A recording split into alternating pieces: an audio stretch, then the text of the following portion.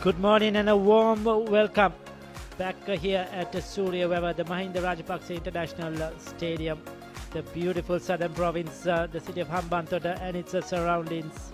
As always, picturesque to see. Looking at those pictures brought to you from our cameraman at Channel I Sri Lanka Rupawani Corporation. Some wonderful pictures, the lakes, the rivers surrounded by lots of greenery. Lots of agriculture in this part of the country as well. As Sri Lanka take on West Indies for the final game of this tour, the final T20. It's 1-1 at the moment. Sri Lanka won the first game quite convincingly, and in that rain-affected game the other day, 2 days back, West Indies came back strongly with a very impressive performance to beat Sri Lanka. So this is a series contest for both teams. The way the temperature looks very good today, 32 centigrade. The wind, as always, around that 70% mark. The humidity is 70%. The wind 16 km. With a bit of wind blowing across the ground as expected here in Hambantota. But we are hoping that, of course, the weather will stay good and there will be no rain-affected delays so far, or will not have any in this game. This is the last game. The Sri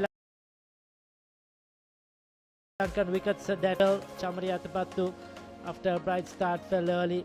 Harshika Samaravikrama as well didn't last long. We had Mali, who was out early.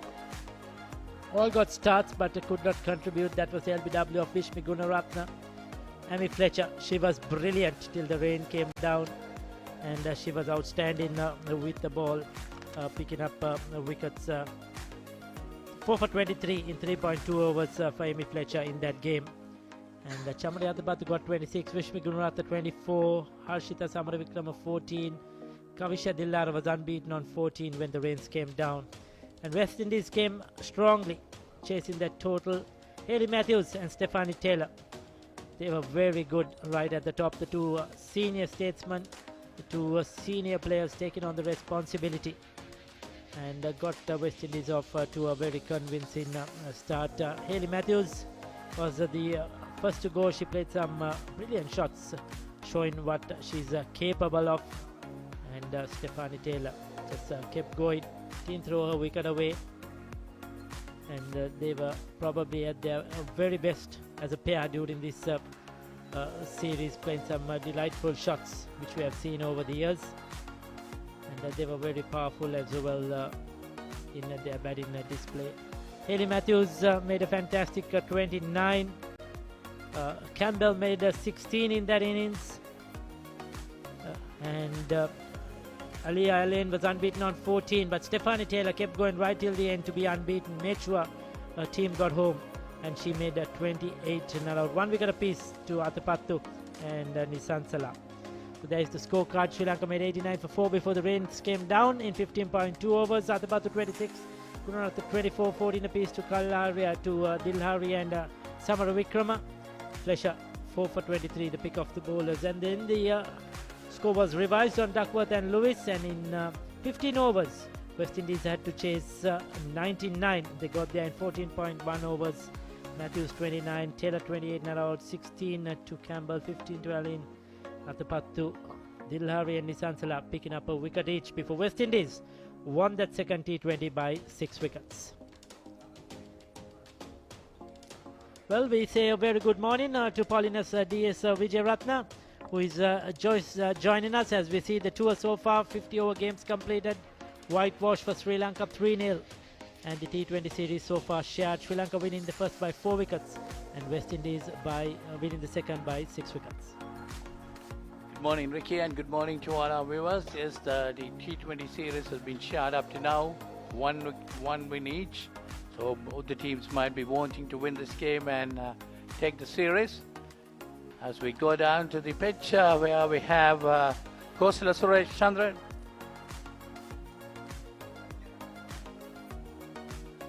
I see some beautiful pictures coming.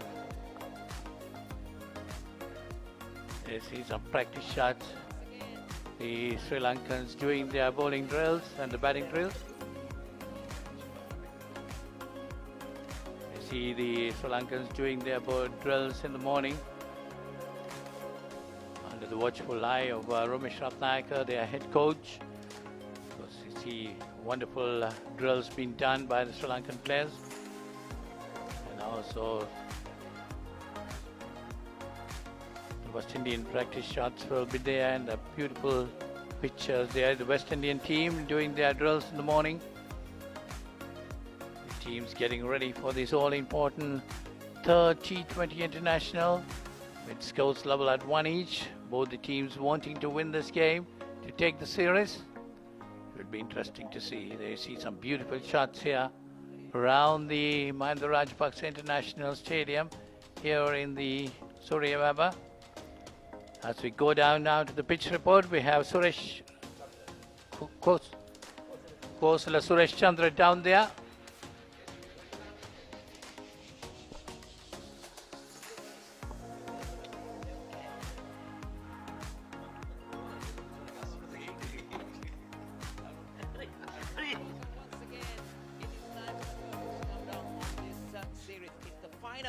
T20I, and as usual the sun is bathing down here at the Suryavava International Cricket Stadium. It is a thick blue sky, and as usual the outfield lush green and 65 yards equal to all parts of the ground. It's a newly laid surface for today's game, and it's going to be very interesting to see because both teams are tied at 1-1 and the winner takes the series. If we go down and have a look, we say it's once again these rock solid hard pitches here in Suryavava. But as I always say, with the sun bathing down from 7 a.m. in the morning, it might intend to get drier, and the team batting second might have a few problems with it getting a little bit slower and starting to turn a little bit. But all in all, the captain winning the toss might feel, what's my strength? Do I want to chase or do I want to set a target? Looking at a pass score, I would say we're looking at something around 130. So there you go, Kosala. Predicting 130 is a pass score on this surface if you bat first, defendable. And we never know. We saw a very close game last time around in that rain curtail game as well. So yes, 130 to 140 will definitely be a fighting score for the women's teams. Certainly defendable. And it's interesting to see what the captain decides to do on the toss. Sri Lanka most probably will always want to field first. That's the trend they have gone. West Indies, it depends on their mood, on their day. We'll see what's happening down at the toss with Kosala once again.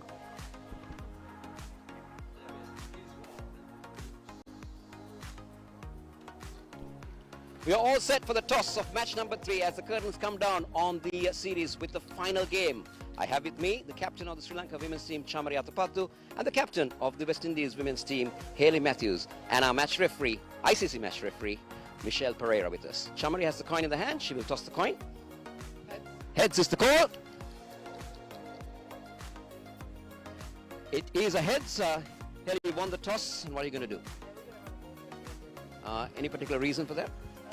I think we went pretty well last game doing that, and like we keep seeing, the wicket isn't changing too much. Confident to go out there and have a bowl and try to chase whatever they set. A good outing for you in the previous game?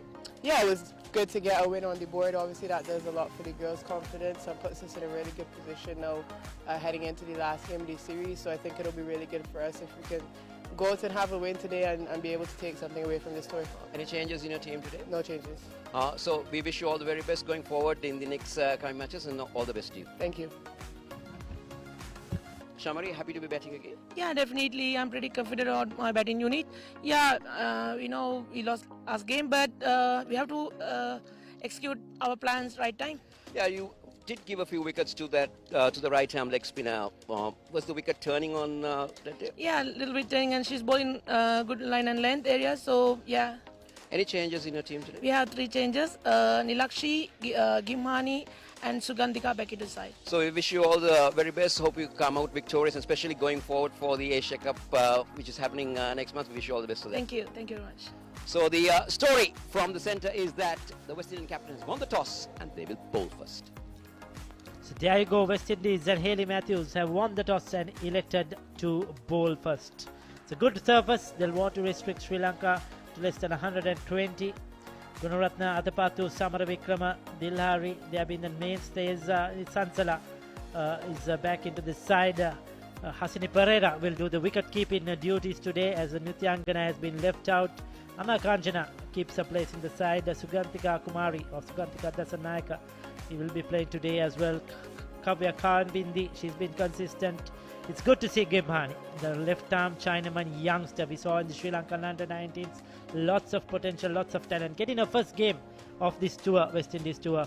And Nilakshi De Silva, the senior pro, back in the side as well. So few 3 changes to Sri Lanka. West Indies, same team, Polly?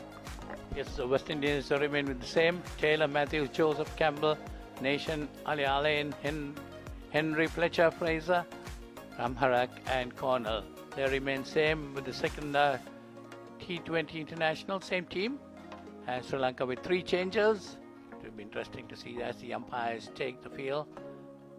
The umpires today is Lauren Eckenberg and Nedun De Silva, while the reserve umpire will be Nimali Pereira, and TV umpire Ravindra Vimalasari and match referee Michelle Pereira. It has been a long tour for umpire Lauren Eckenberg. She's been on field for all the games, the 6-match series, 3 one-day games, 3 T20 games. While there's been rotation with the Sri Lankan umpires, the neutral umpires is a must in T20 cricket, and ICC 50-over games played for the ICC Championship.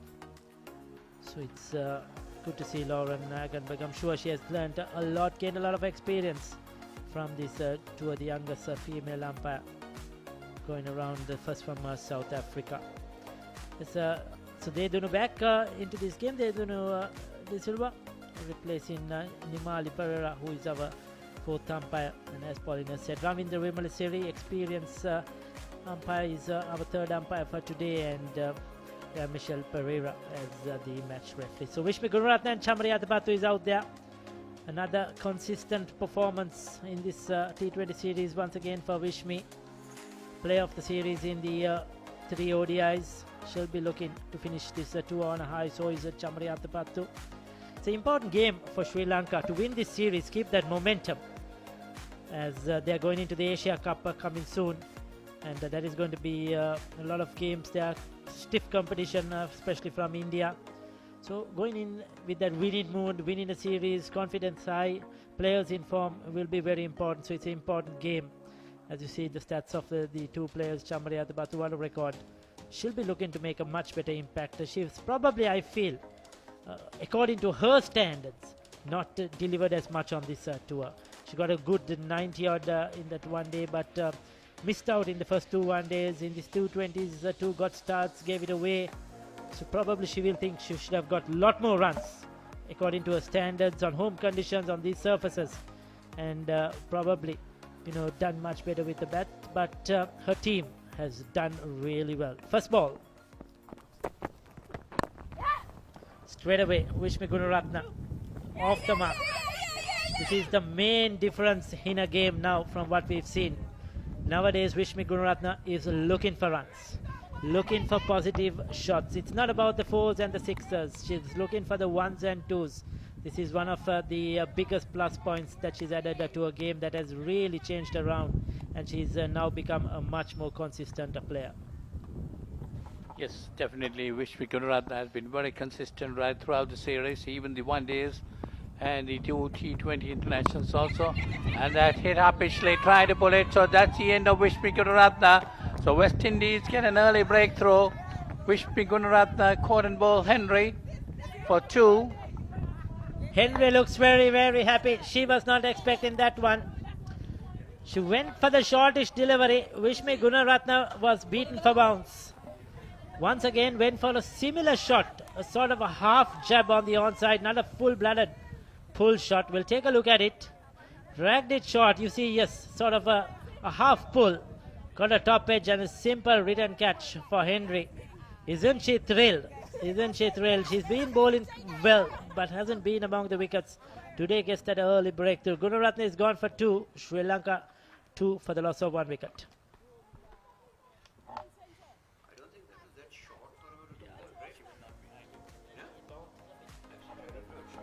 Yes, Hushpi Gunaratne was not really behind it.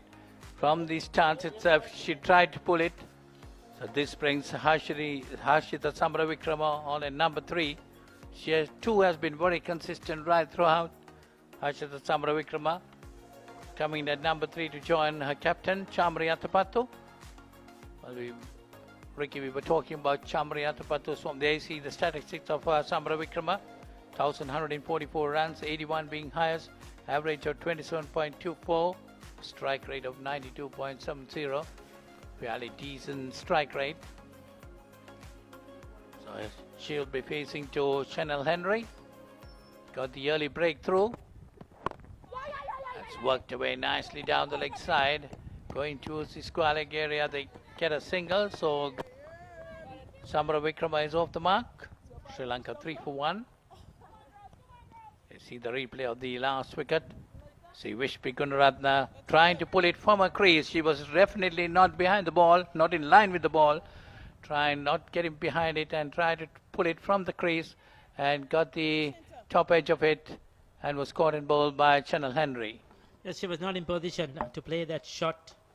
Probably just trying to trust the wicket, trust her form. But this time it didn't work for her. A little bit of bounce for Henry. She generates that bounce because she's quite tall. Likes to bang it in regularly. This time he kept a bit low on Chamari Atapattu. She went up, but I think that was a big inside edge. She looks a bit... today she's on with the game and very excited. Chanel Henry. The early wicket would have motivated West Indies. Sri Lankan dugout will be a bit disappointed that they've lost that early wicket and the informed player of Vishmi Gunaratne. Yes, definitely Vishmi Gunaratne has been getting a lot of runs in this series.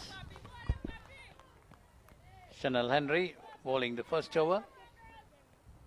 Atapattu looks very determined. She must be wanting to get into runs. As we're talking about Atapattu, Ricky was telling this not up to her standard in this series. She got a 91 in the third one-day international, but might be wanting to get more runs today.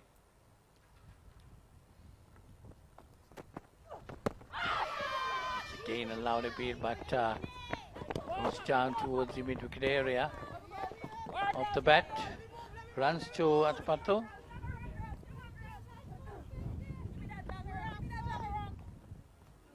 Took the inside edge. So end of the first over was Sri Lanka 4 for 1.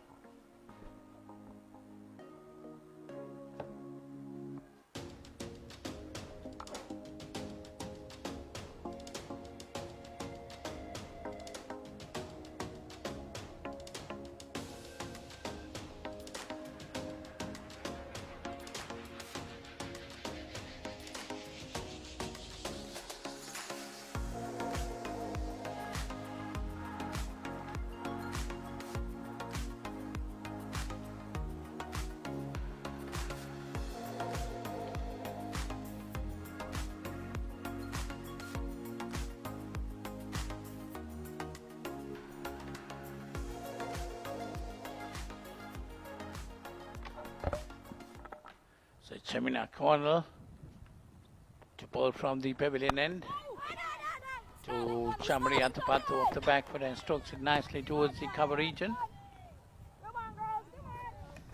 Sri Lanka been put into bat at 4 for 1. West Indies winning the toss and inviting Sri Lanka to take the first leads of the wicket.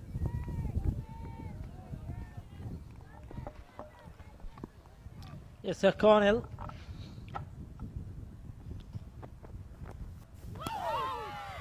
Hasn't been the most consistent with the ball this series.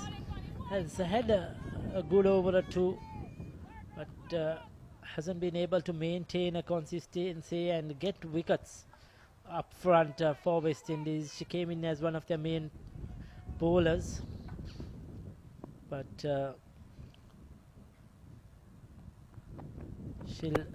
probably feel she hasn't delivered up to expectation. Atapattu missing out on that one. I think that was angled into leg stump. It was in her zone. probably trying to hit it too hard, as you see. Trying to hit it out of the park. Didn't time it. Big inside edge. Didn't watch the ball closely. Big swing. She has to be careful at the Batu here. They have lost Gunaratna early. So these two have to put up a partnership. Looking to charge. Now this is where she has to be careful in the one-day series. She got out in similar fashion in the first two games. Clean bowled. Coming down the track. Then playing a half-hearted shot. Sort of a defensive shot and being clean bowled. Missing it completely.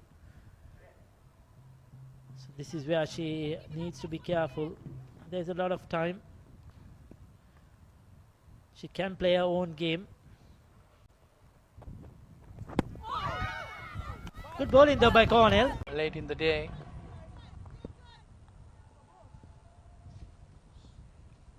Henry.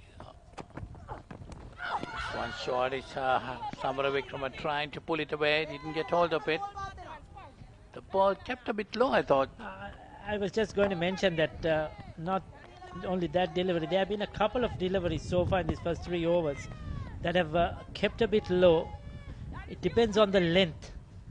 I think when they drag it a bit shorter, the ball is not getting up as much as even the bowler expected. You could see the smile on her face. Now at that length, there is the normal bounce, the ball is coming onto the bat well. As soon as they drag the length a bit back, and the batters are prepared to go for the pull shot, it's keeping a bit low. So they have to be very careful with the horizontal bat shots, especially when it's bowled on the stumps. Oh, that would have been close. A direct hit would have definitely been referred to the third umpire, no doubt about it. Close call for Samara Vikrama. So both these batters have to be careful playing the horizontal bat shots, especially if the ball is on the stumps.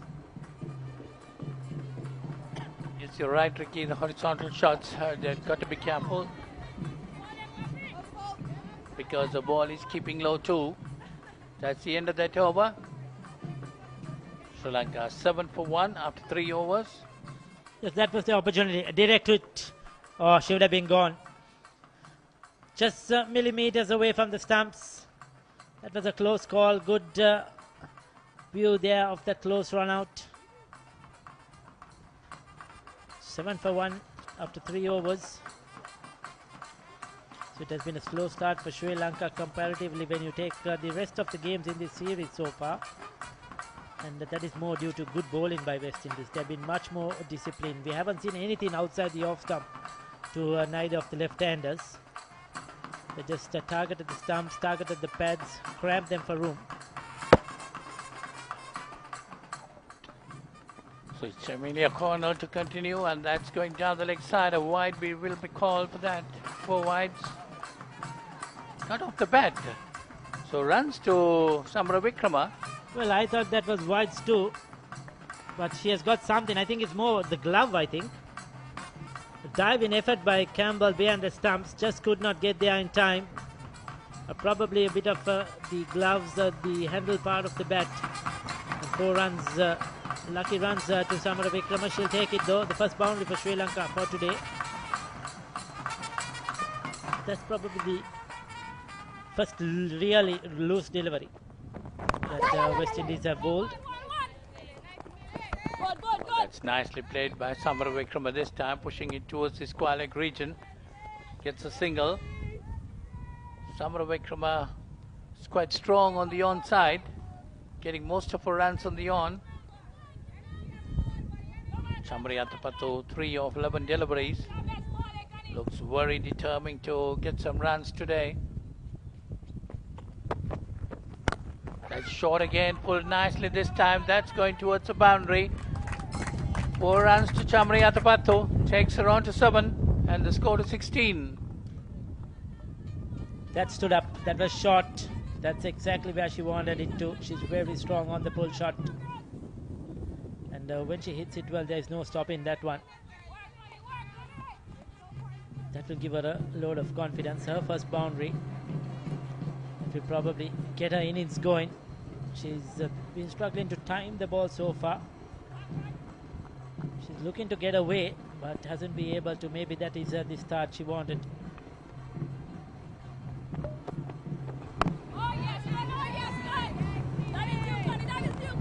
That's another good delivery by Shamilia Cornell. 16 on the board, a run rate of 4.36. They lost the wicket of Vishmi Gunaratna for 2. You see the Sri Lankan dugout.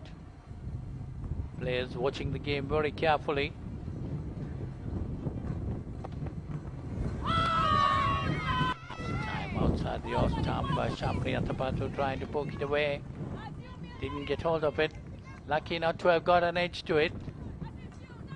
You see the wicket of Vishmi Gunaratna. She was never behind the ball. She was not in position in that dismissal. You could see she was on the front foot, and she was trying to pull it from that off stump. After being hit for 4, good comeback by Cornell. 3 dot balls on the trot. Adjusted her length, adjusted her line. 9 runs off that over. 1 was a lucky boundary down the leg side. 4 was 16 for 1.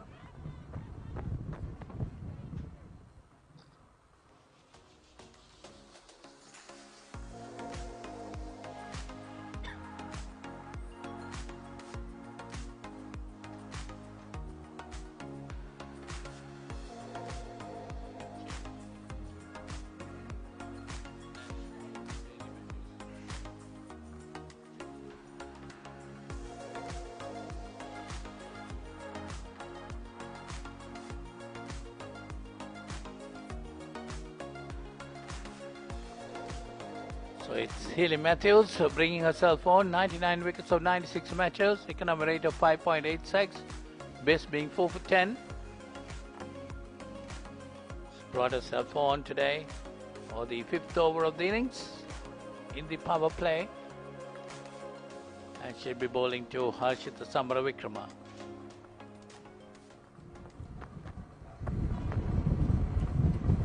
Nicely put away this time towards the fine leg boundary. There's a long chase, but gets into the boundary. So 4 more runs to Samaravikrama. Takes her on to 11, and the Sri Lankan score to 20. She watched that ball very well and timed it well. See the replay on that. Very cheeky. Taking it off the stumps. Risky. But when it comes off, it's really good to watch. She's very strong on the sweep shot. She loves to play the paddle sweep, the orthodox sweep, and the slog sweep. And normally is very effective. Gets a lots of runs in that region. Good to see some spectators here watching the game. Family, friends. Skipper! That is you, Skipper. That is you, Skipper. Come on, girls. Give me the energy, girls. Come on, girls. Come on. Work, Skipper. Mother and daughter enjoying the cricket. Here, supporters of the women's cricket. Yes, yes, yes. That's a top edge.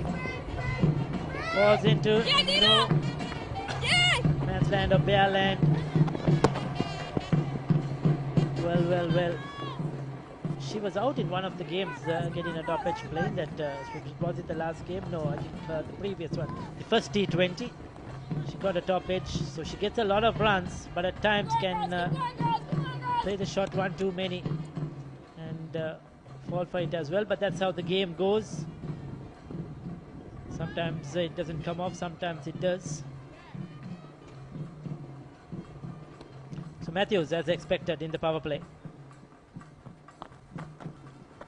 That's well bowled.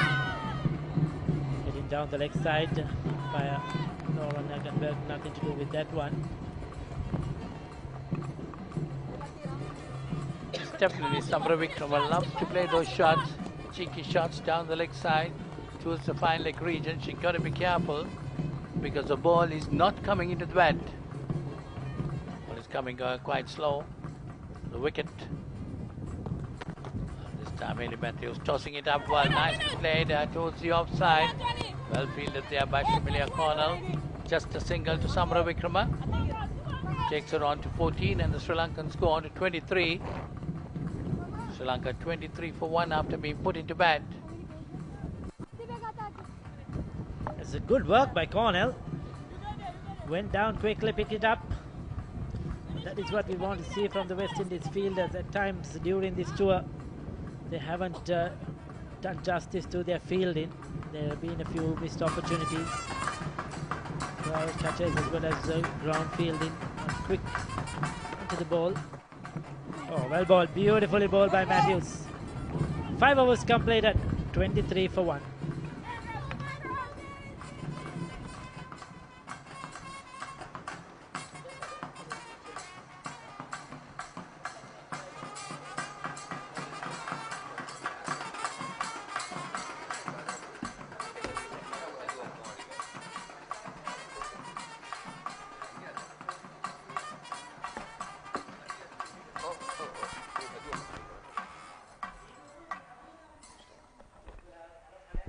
It's 23 for 1 after 5 overs.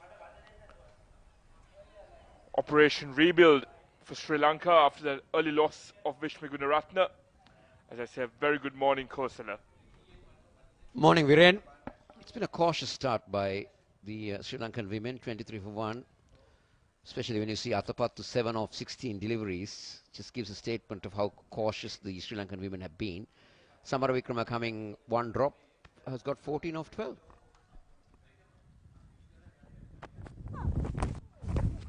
Alia Lane into the attack, straying down the leg side.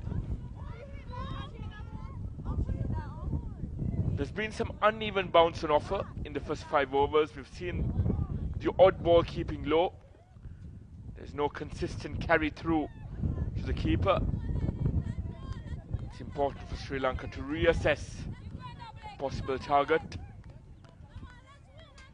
But this partnership is going to be vital for them as Alia Lane's figures come up on display. She's had a good series thus far, both in the ODIs and the T20s.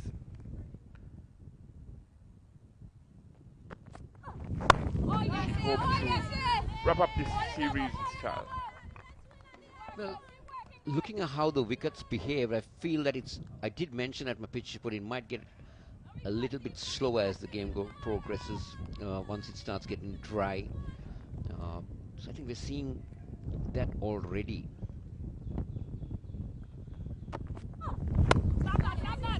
It's not easy for shot making. You can see it's not really coming on. So Sri Lanka get to about 120, 130. I think we got a game on. They got a game on hand with the spinners, and because the Sri Lankan women don't possess express pace bowlers, they all have just who bowls on a medium pace. And this time, Samara Wickrama gets the gap, and that will be a boundary. Beautifully done. Didn't try to hit it too hard, but pierced the gap perfectly. Sheer timing on display by Samara Wickrama. Laser-like precision on the offside. Much needed boundary for Sri Lanka. Of course, your predictions have been on point throughout this series. Said 130 should be the benchmark. If they get anywhere close to 130, that would be very, very competitive.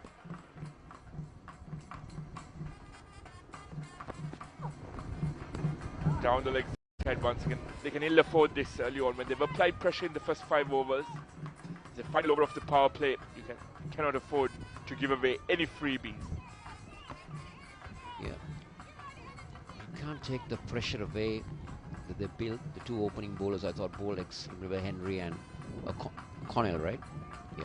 They bowled well. So Elaine has just taken the pressure off at the moment. 2 wides in this over. A boundary. Now this is what they're playing for. So who will have the hands on that trophy? Now, just to see. That's been signaled a bye.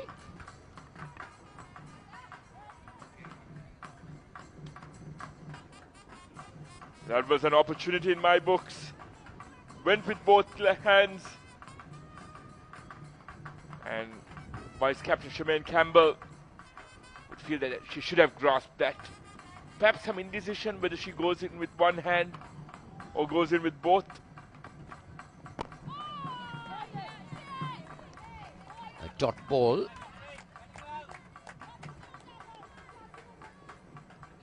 So this is what they're playing for. You see the winner's trophy. And the other 4 are the player of the match trophies and the player of the series. Oh, there's a peel, but I think that's pitching down leg.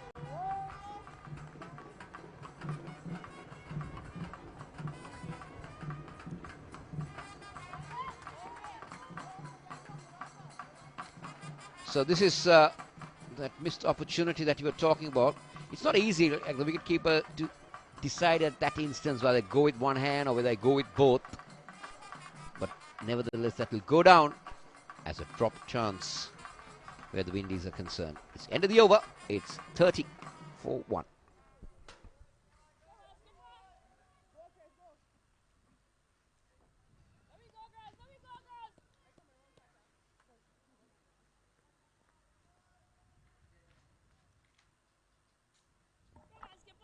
Lauren Ackenberg signals the end of the power play, and Hayley Matthews, the skipper, continues.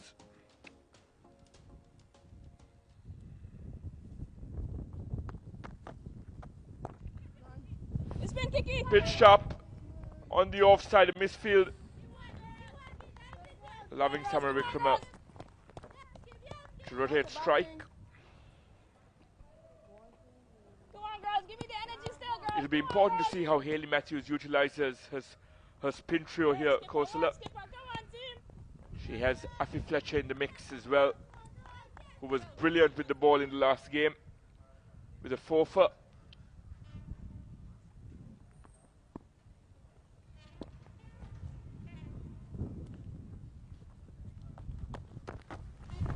Oh, good, good. Yeah, also the fact is how, as you very correctly said, how she uses her spinners. She's got the off spin of herself and Ramharak. And when do you bring in Fletcher, the leg spinner? We've got 2 left-handers batting. Does she bring her in early, or does she hold it back a little?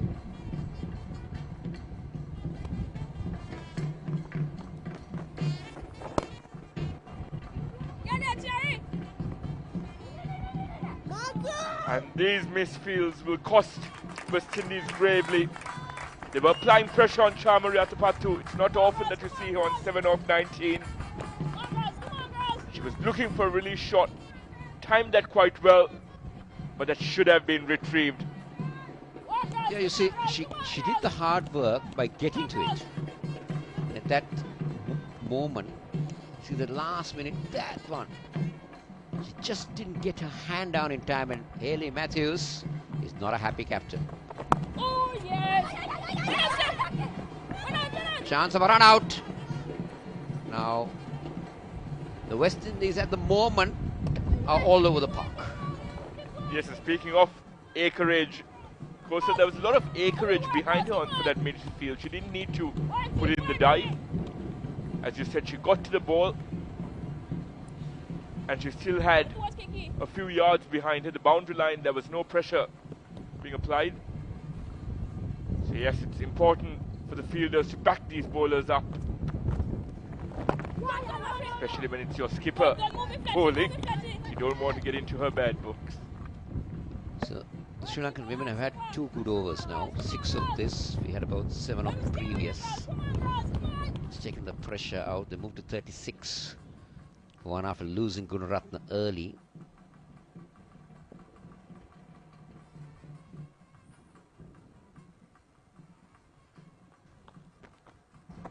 Oh, yes! Skipper! Very well done.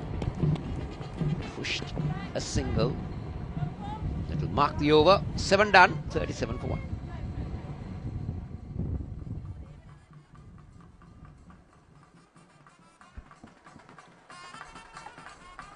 Picturesque setting here in Suryavava for the final game of this limited overs leg between the West Indies and Sri Lanka. It's been a riveting series thus far.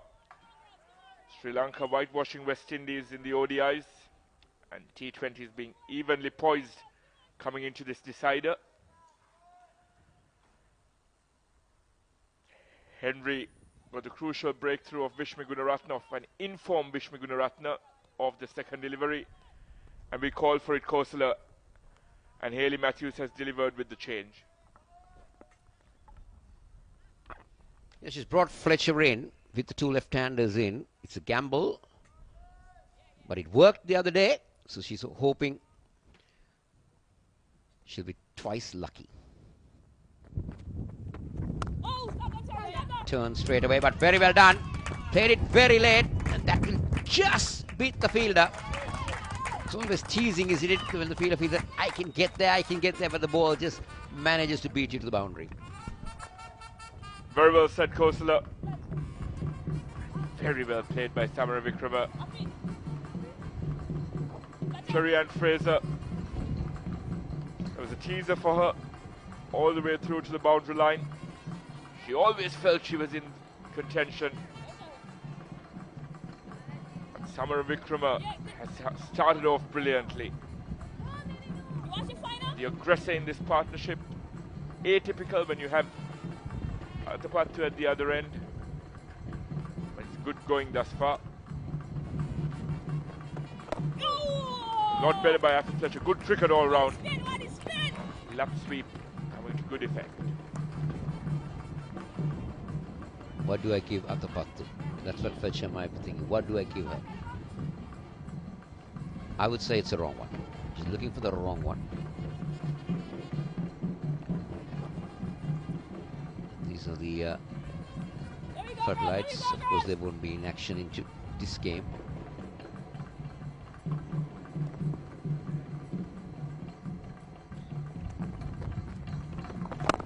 Tossed up delivery. Athapattu has a bang at that. Just a single.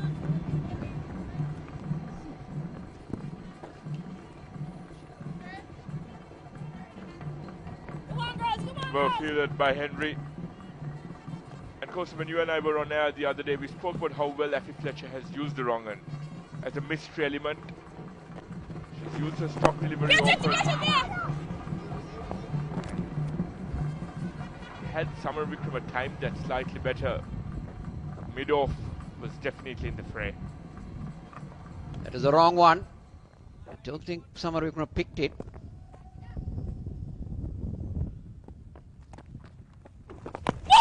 Oh, inside edge.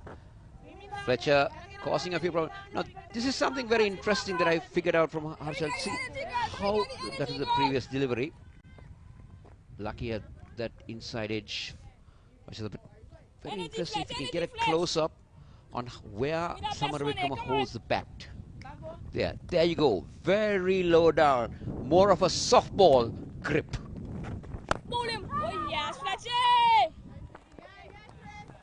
Batting masterclass in the com box by Kosala for all our viewers tuning in. And I'll delve into that a tad more in the beginning of the next over. It's 43 for 1.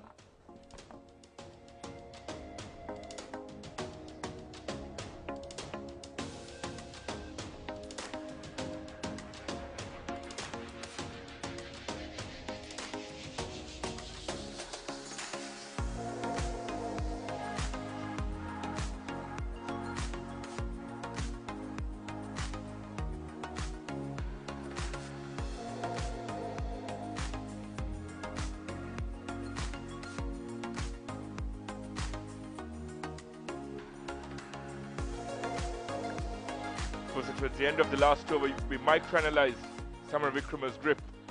It'd be great for you to enlighten our viewers on the significance of having such a softball grip. Now this is Ramrak and the short delivery. Athapattu launches into that one. And that's been, we're waiting for the signal.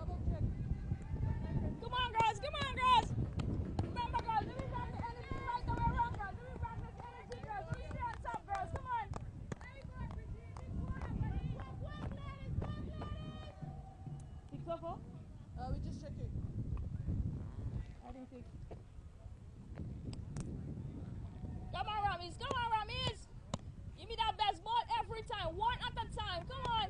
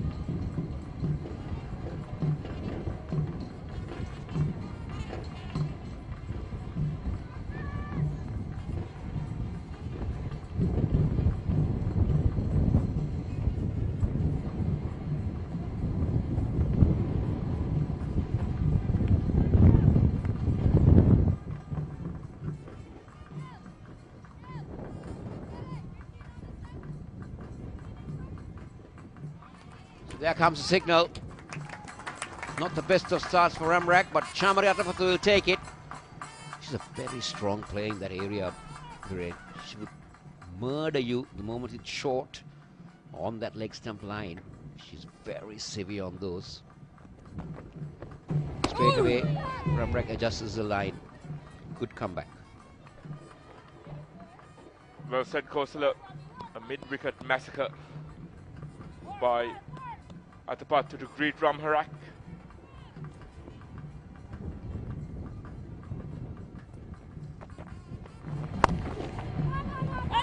When you offer Atapattu it, it's not often you get away with it.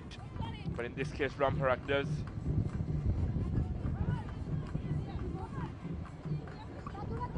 Atapattu favors that mid-wicket area on the front foot or on the back foot. That's a pet area if you look at her wagon wheels in many occasions. She loves that area. There you go. Just what I mentioned. And one more, but this time much straighter. But the result is the same. You can have your mid-on out at the back. Have a long on, long off, all you want, but Atapattu will take you on. And that's the 50 partnership, a crucial partnership for Sri Lanka. There was protection in the deep, but no ground is big enough for Atapattu when she gets going.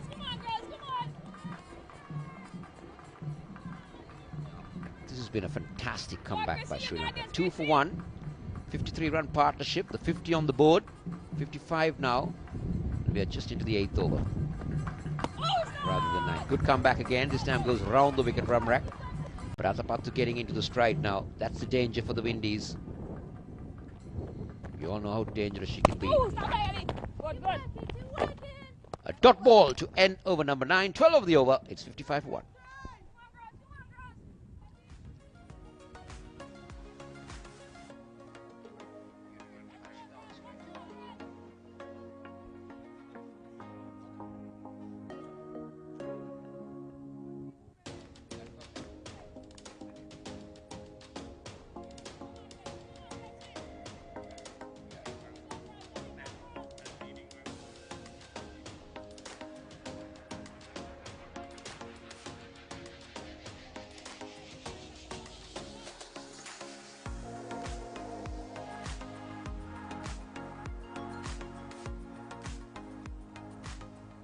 Shows it very low down. If you see her shot selections or her most scoring, now Chamariatapattu just gone past 3,000 T20 runs. First Sri Lankan batter to do so. Tossed up. And she's a goner. Samara Wickrama. Now that is the indication when you have such a low back grip, down back grip. It's not easy to play straight. And the moment she tried to do that, the bat turns on Samara Wickrama and she departs. Immaculate timing as well, linked to your explanation, Kosala. Yes, looking to play it straighter. And Afi Fletcher, that was brilliant anticipation. A fantastic caught and bowled, the second caught and bowled in this innings. And Samara Wickrama goes after a promising 28. It's 57 for 2.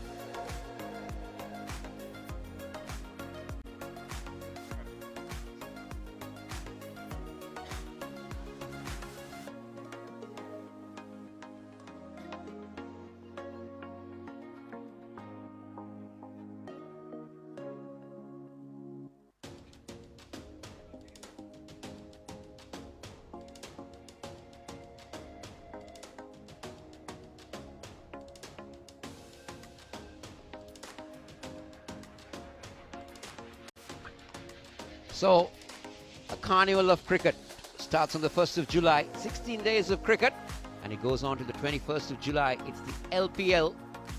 It kicks off in Kandy with a grand opening ceremony, and the home team Kandy taking on Dambulla. 5 teams in view to have honours and who will be winners. And don't forget the qualifiers, the eliminators, all that happens with the final happening on the 21st in Colombo. It's Kandy, Dambulla and Colombo LPL Cricket Carnival. And the curtain raise is a repeat of the final last year, Kandy versus Dambulla. Lighted by Afi Fletcher. And just goes to the Chamari Atapattu becomes the 7th batter overall to reach the 3,000 run mark in T20 internationals. Stalwart of Sri Lankan cricket continues to apply her trade with great effect. Oh yes, my girl! Oh yes, my girl! Dilhari is the new batter in. This is the last wicket to fall. There you go. That's what I said. The bat turning again. And Fletcher holds on to a good catch. That is not an easy catch because she was going away with the follow through. Good. 2 runs and a wicket. 3 dot balls. Pressure applied now by Fletcher again with the Sri Lankan batters.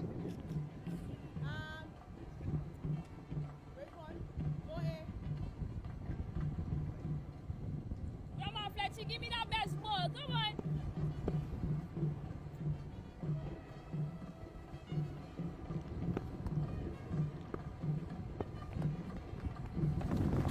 This time again, that will be a wide. Looking for that sweep. It's not easy, Viren, for control. Kavisha Dilhari's played 55 games. The strike rate is good, but the average needs to improve. It's just above 10. She's not got a half century or a century. Bowl him. Oh, stop it, Connie. Good. Good over. Just a 2 and a wicket. 10 done. And Sri Lanka women are 58 for 2.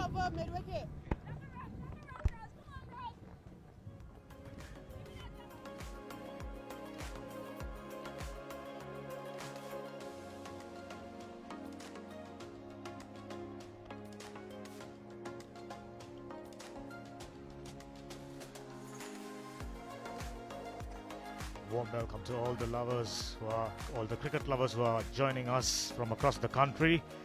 These live pictures, of course, coming to you on Sri Lanka Rupavahini Channel I, as well as Sri Lanka Cricket official YouTube channel. Lovely pictures. Sri Lanka got off to a cautious start. Excellent partnership just been broken. But once again, Sri Lanka will have to consolidate. Dilhari, the new batsman in, Chamari Atapattu, stoutly defended that one. As I welcome Ricky once again joining alongside me. Come on, girls. Yes, a 58 for 2. Come on, team. Dhammika, Sri Lanka need another partnership going. Chamari Atapattu, it's mandatory that she tries to bat as long as possible, if not till the end of the innings. So far, she's taken her time. Generally, if Chamari Atapattu has faced 29 deliveries or 30 deliveries, should have been close to 50 by now. But today, less than a runner ball, wicket not easy to bat on the ball, probably not coming onto the bat as well. Sri Lanka have got off to a decent start, so they'll be looking at a 130 to 140 from here onwards. Dive. Get over here. Back up. Another single. There has been a concerted effort by West Indies bowlers not to provide width to dangerous Chamari Atapattu. Bring the ball more towards her, not providing width outside the off stump, still managing to break through 2 huge sixes over wide long on region and mid-wicket region. Atapattu's favourite areas. 59 for 2 at this stage. He would back Sri Lanka to go past 130, especially the mainstay Chamari Atapattu in the middle doing well. And today they have their full strength batting lineup with Hasini Pereira and Nilakshi De Silva to follow as well. So it's a much stronger batting lineup. In the first 2 games they rotated those players. So yes, if Sri Lanka get 130 plus, it won't be easy for West Indies. On this surface, you could see it's a bit slow. The ball is not coming onto the bat. Sri Lanka have a lot of spinners. Going for a big heave, missing it altogether. Dilhari still early stage. 5 deliveries in fact yet to get off the mark. I think working singles away isn't all that difficult. We found that while Samara Wickrama was in.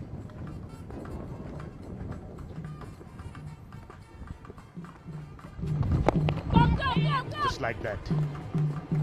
Coming down the track, working away for a single.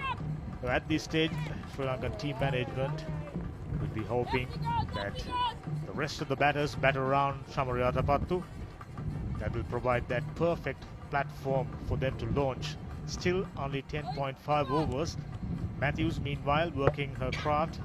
2.5 overs, just 16 runs. And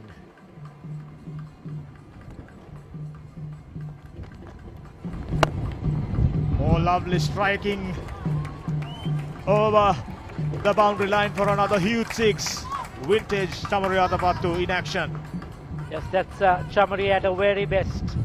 This time it was fuller, it was in the slot, and she gives it her all, not holding back, and clears the boundary quite easily. She has a lot of power when she goes down the ground.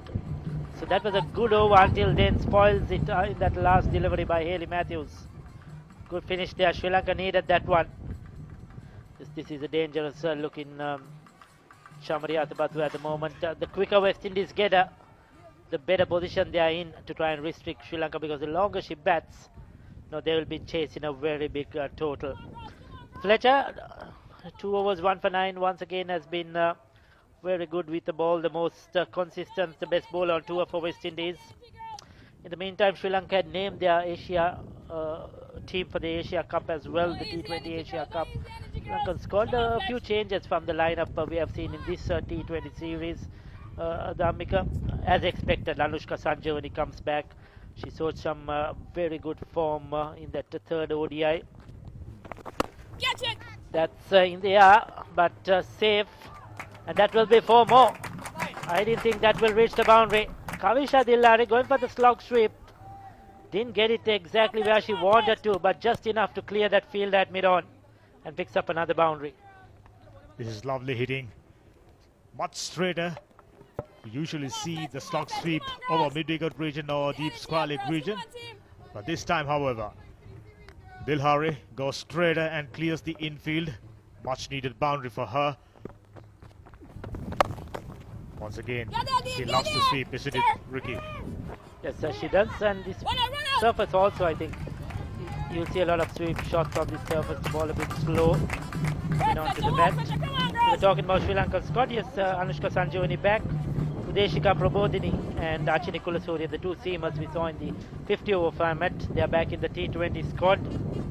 And yes, those are basically the 3 changes from this squad, which we see. Sachini Gimmani keeps a place in the squad as well. Ama Kanjana holds on to a place.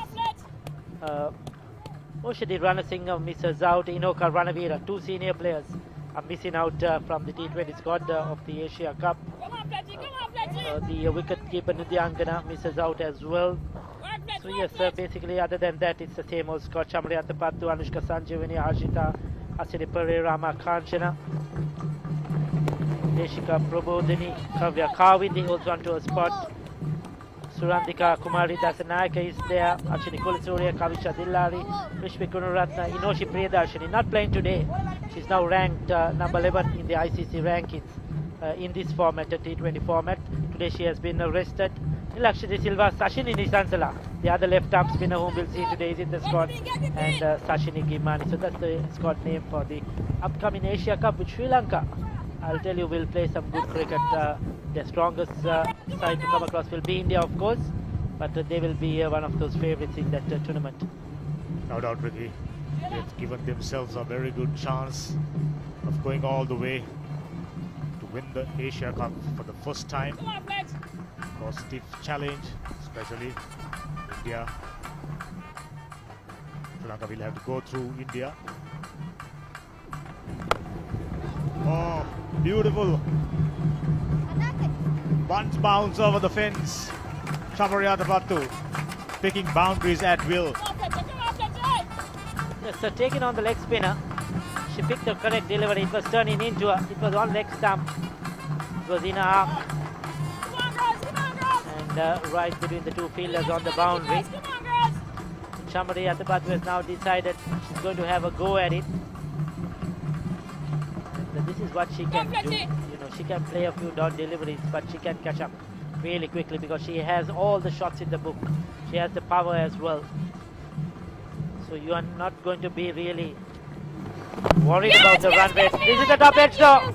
This could be out. Oh! She spilled a dolly. No excuses for Cornell. It was right down her throat. Comfortably should have been taken. She's dropped the big fish. Yes, so this could be making West Indies chase a big score in this decider game. Look at that. Cornell, she hasn't had, I mentioned in my last 10, she hasn't had the best time in the field. We have seen a few mistakes in the ground fielding as well in the entire tour. She's not been the quickest, and unfortunately, but this one, I mean, for this standard, you would have expected that to be taken anytime, Dhamika. Definitely should have taken that one easily. Chamari Atabatu immediately looking at the heavens and saying thank you. Down the leg side square. That's her favorite area. 13 runs.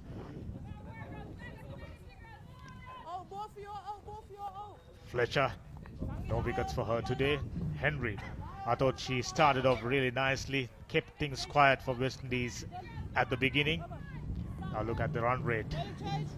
It's on the up, 6.5. Sri Lanka giving themselves a very good chance of going past 130. Yes, they'll be looking to get that up to 7 runs per over to get to a 140.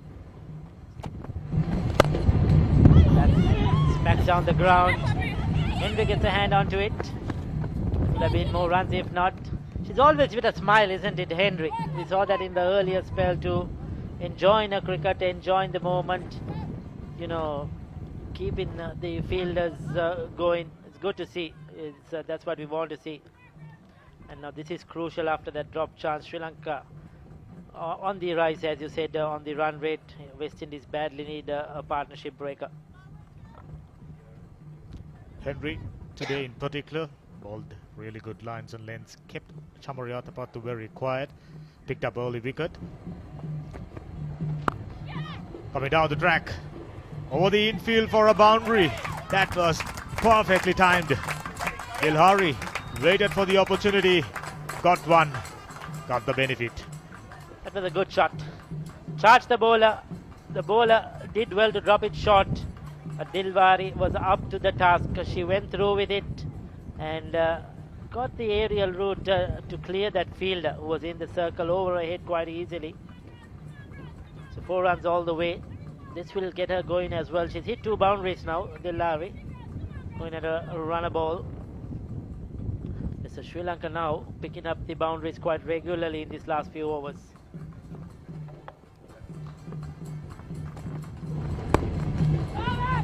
Punch off the back foot finds Shelia and Fraser for no run.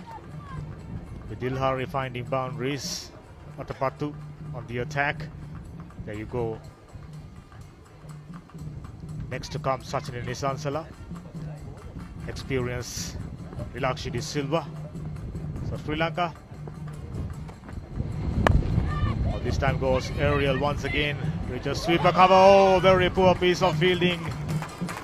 Shedin Nation, what were you thinking?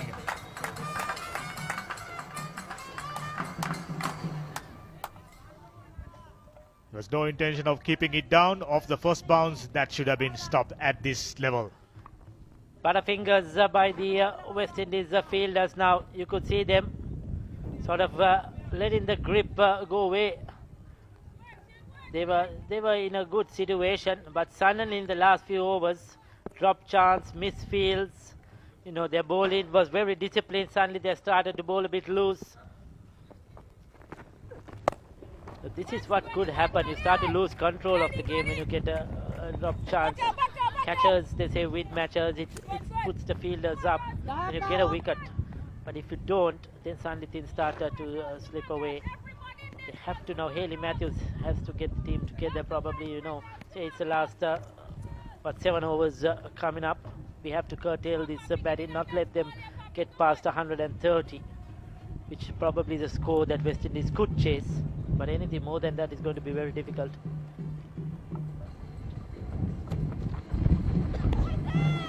Very close to the off stump. Stifle lefty.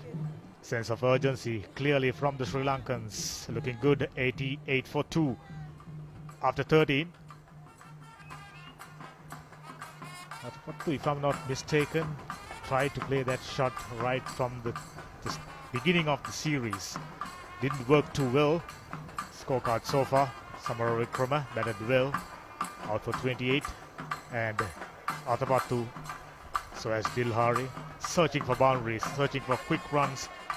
Just 3 extras. Disciplined effort by the West Indians today, but on the field there were a few fumbles, drop catches, and they will be looking at the opportunities of tightening their fielding for the remainder. 7 overs remaining. Sri Lanka, things looking ominous for West Indies at the moment.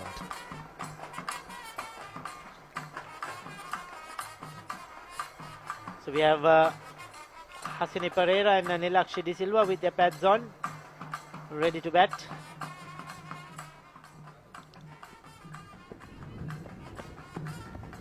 So Aline into a second over, none for 7. She's been another consistent performer, isn't it? Chipped in with some important runs with the bat, not got big scores, but at the 20s she has chipped in right throughout the series, and bowling too. Has picked up the odd wicket coming in the middle part of the overs. Has had a reasonable tour, not exceptional, but she has had a reasonable tour, and she can get better. Right. She's one of their key players, key all-rounders. Did reasonably well. That 26 runs propelled them to a good score ultimately. Now Atapattu just 12 runs short of a 50. Incidentally, Atapattu the only batter for Sri Lanka who have scored a century in T20I crickets. So we would love to see the rest of the batters coming up the ranks. Very few, I think, women's cricketers have scored T20 hundreds in international cricket, isn't it? Atapattu among them, some big names there.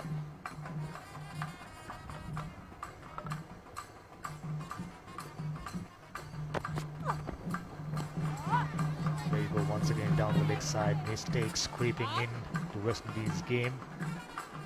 To start off, they've been very consistent, maintaining good lines and lengths, but of late things seems to be falling off.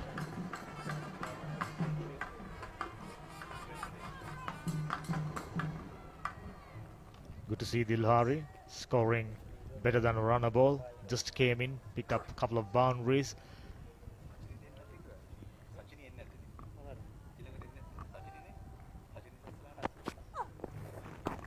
Once again, down the leg side, Sri Lanka wouldn't mind. Goes to 91. This is exactly the situation Sri Lanka would have expected them to be at the start of the innings. Been invited to bat. Strong outing with the bat so far, and I'm sure very important period coming up for Sri Lanka. So Aline, it has been a reasonable over here. She's not going to give any width to Atapattu. You see she's trying to target her pads, the leg stump.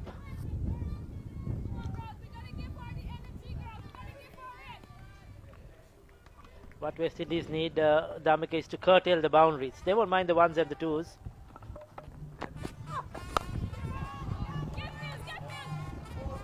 Straight to the fielder, very close to the boundary line, and I'm sure he'll have to go upstairs to check that one. Well, if she's taken that cleanly, they'll check with the third umpire, of course, umpire the director, rope. we need to check I'll tell you, I think she would have probably got hurt. Please. Okay, sir.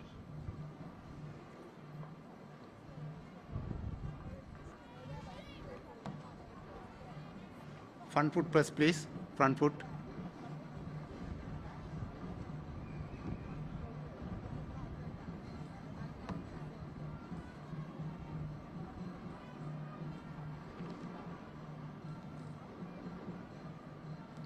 Okay, fair delivery. Now go to the catch, please. Give me the best angle.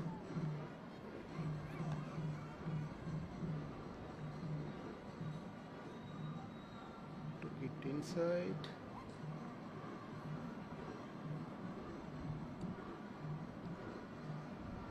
Keep it rolling through. Keep it rolling through. Give me another angle, please. Better angle than this. Looks like fielder touching the boundary.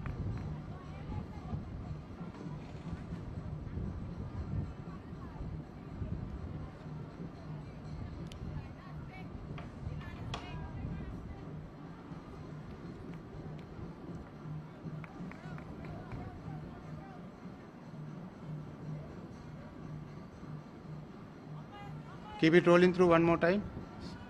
Director, can you zoom it there, please? Can you zoom it there?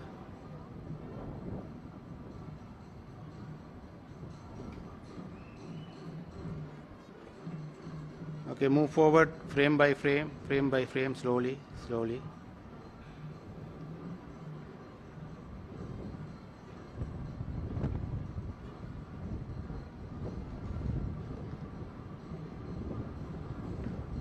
Have you got any other angle, please? Any other angle? From this angle, we can't clearly say whether it's touched or not.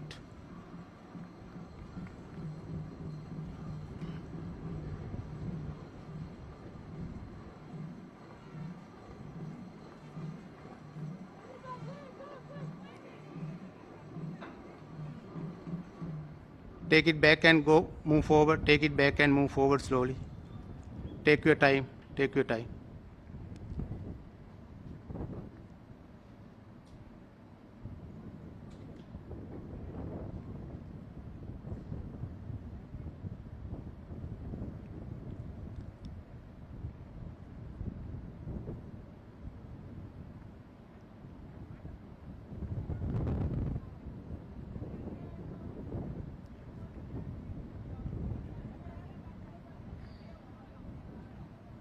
This must be the good angle. This is the best angle. Keep it rolling through.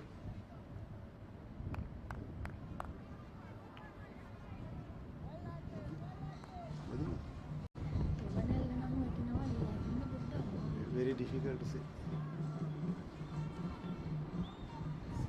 Yes, I am satisfied. I have no conclusive evidence to say whether it touched. So I give it's out. I give it as out.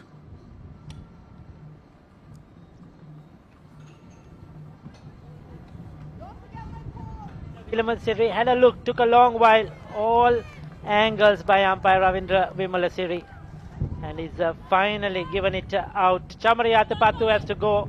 She's annoyed with herself, but that was brilliant. Super fielding by Cornell. What a comeback by Cornell. She dropped a sitter, but it hasn't cost West Indies much, and she's pulled off a stunner on the boundary. Those are never easy, especially to keep yourself within the ropes, not touching the ropes. Sri Lanka have lost Athapattu at a very important moment. Now they are 91 for 3 with approximately 6.3 overs left. I would say a crucial breakthrough. Hasini Pereira comes in at number 5. Batted well in the ODI series, yet to bat well in the T20Is. Athapattu's dismissal could be a difference of 15 to 20 runs. She just started to break free. Cornell got close to the boundary rope, agonizingly close, where we have to go through number of replays. Now Sri Lanka once again needing to rebuild. Still, best part of 6 overs remaining. It's Hasini Pereira is the new batter. 46 are best. Averaging just 12. She will feel that she could improve on those numbers, but of lately she has been a much more consistent player. You could see in the early part of her career for a number of years was not consistent, got the odd good score but didn't deliver as expected. But in the last 1 year or so, batting has grown, like the entire Sri Lankan team has grown. She has grown as a player, as a senior player. That catch again, kept herself inside the rope. Cornell did well. to not touch the ropes, I feel, and rightly given out Chamari Atapattu. So these two players now, they are senior players. They'll be looking to bat. They have Nilakshi De Silva to follow and try to get probably another 40 runs for Sri Lanka, 40 to 45 runs in this balanced 6 overs. Like I said, Sri Lankan batters overall stats aren't looking all that impressive, but during 1.5 years they've been performing outstandingly well.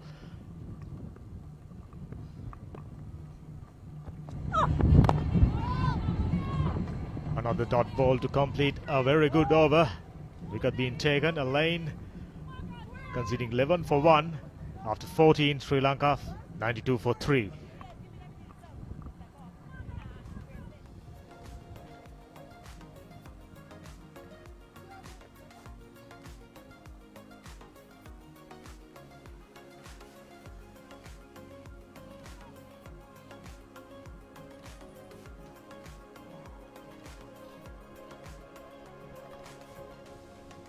Once again, having a look at the scorecard, Chamari Atapattu just being dismissed.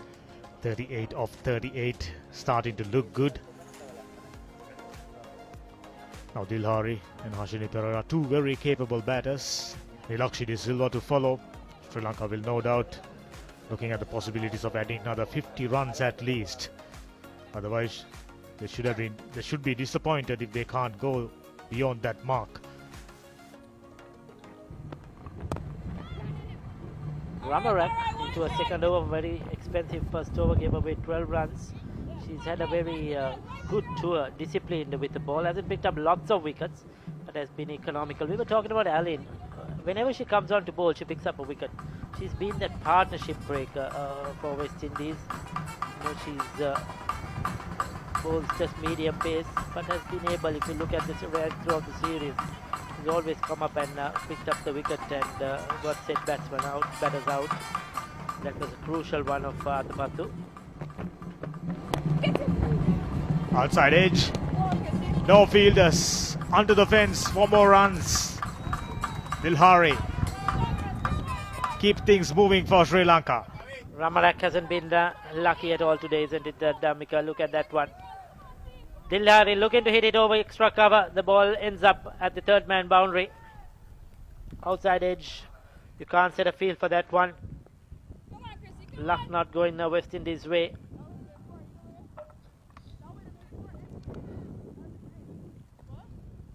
Ricky, Sri Lanka whitewashed West Indies in the ODI series, and Sri Lanka's best ever ICC ranking, 5th, and they've been working up on T20 rankings as well. That's a good shot. Get it, Chini, get it in. Will they come back for 2? Chini. Back up. Oh. Settles for 1. That was a good throw. Throw was not accurate, but the release was quick enough. So to put the pressure on the batters not to go for the second run. That's a good in the field. Yes, while Sri Lanka went up, I think West Indies ranking dropped 1, isn't it? So they won't be happy with that. They have a lot of catching up to do now on the next tour to India. While Sri Lanka is on the rise, they will be looking to get even better after that tour to Ireland.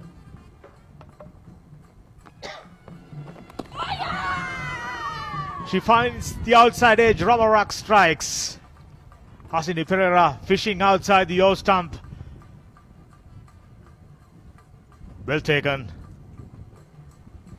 Those are not easy. Yes, Hashini Perera failure today, didn't get going. Outside the off stump, looking to cut that away. Faint edge to the wicket keeper. Good collection behind the stumps. So Ramarak deserves that wicket. Campbell, the wicket keeper. Perera out for 2. It's 98 for 4.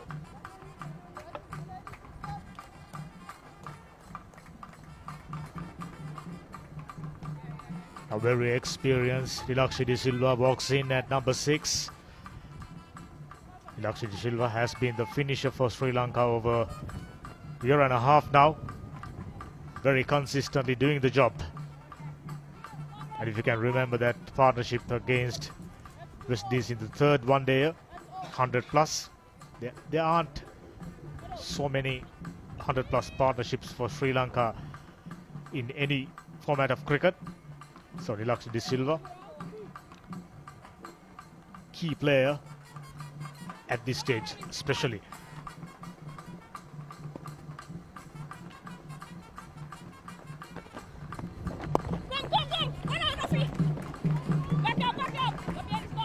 Kavisha Dillar is looking good. 24 now of 19.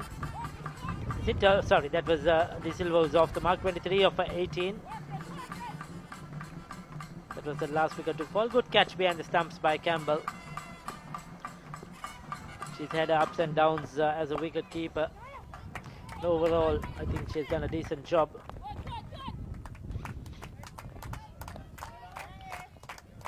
So 15 overs completed, 100 on the board. It's 100 for 4 with 5 overs to go.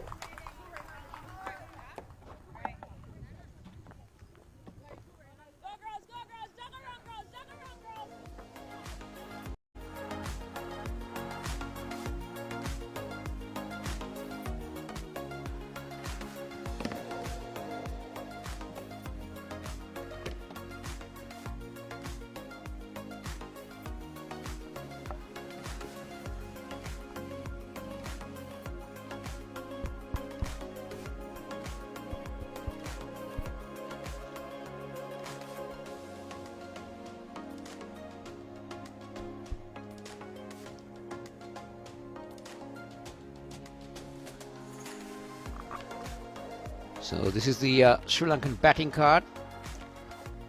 Atapattu, Samaravikrama and Dilhari all getting in the act but not continuing, going on. And that's why Sri Lanka are 100 for 4 at the end of 15. A rate just above 6 runs and over. This one. Sri Lankan batters have favoured playing Fletcher across the line. I wonder whether they're really picking her on the googly or whether they're just trying to take her out by playing the and also trying to use the wind side of it. Again, that's what I'm referring to, Polly. But how successful have they been against Fletcher? Definitely, Kosla, they got to be careful because they're playing against the spin for that. But Dilari in particular has been getting those well up to now. Dilari quite a capable batter, getting 26 or 20 deliveries. She got to bat till the end. That's what is needed from her.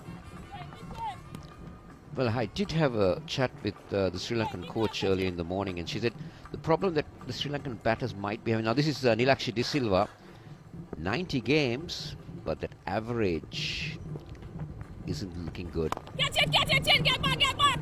Yeah! Oh, that's a beauty! That's a wonderful catch. Henry, the timing of the jump was perfect. And Kavisha Dilhari trying to clear the infield. Take a look at this again. Tossed up delivery. And this is our perfect timing. That's the advantage when you have the height. Yes, definitely two wonderful catches taken by the West Indian girls. We had Shamilia Cornell getting holding on to the catch of Chamri Atapattu, and now Chanel Henry, another wonderful catch of Kavisha Dilhari. So Sri Lanka 102 for 5. We are in the 16th over after being put into bat.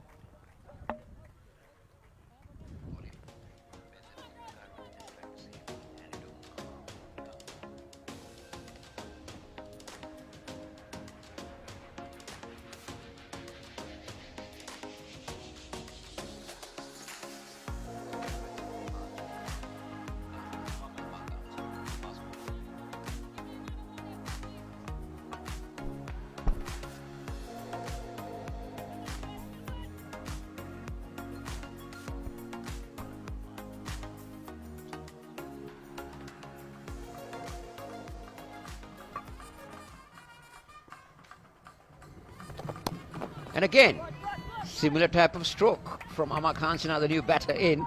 I just was mentioning that Ramesh was saying is that Sri Lanka doesn't have a, like Amar Kanchana, she's in at number 7. So that's the reason that Sri Lanka is really struggling against right arm wrist spin. They don't have right arm leg spinner playing in the circuit. We do have one, but not real potential. Batting credentials don't speak much about Amma Kanchana, but she needs to play the innings of her life here. Again, tossed up.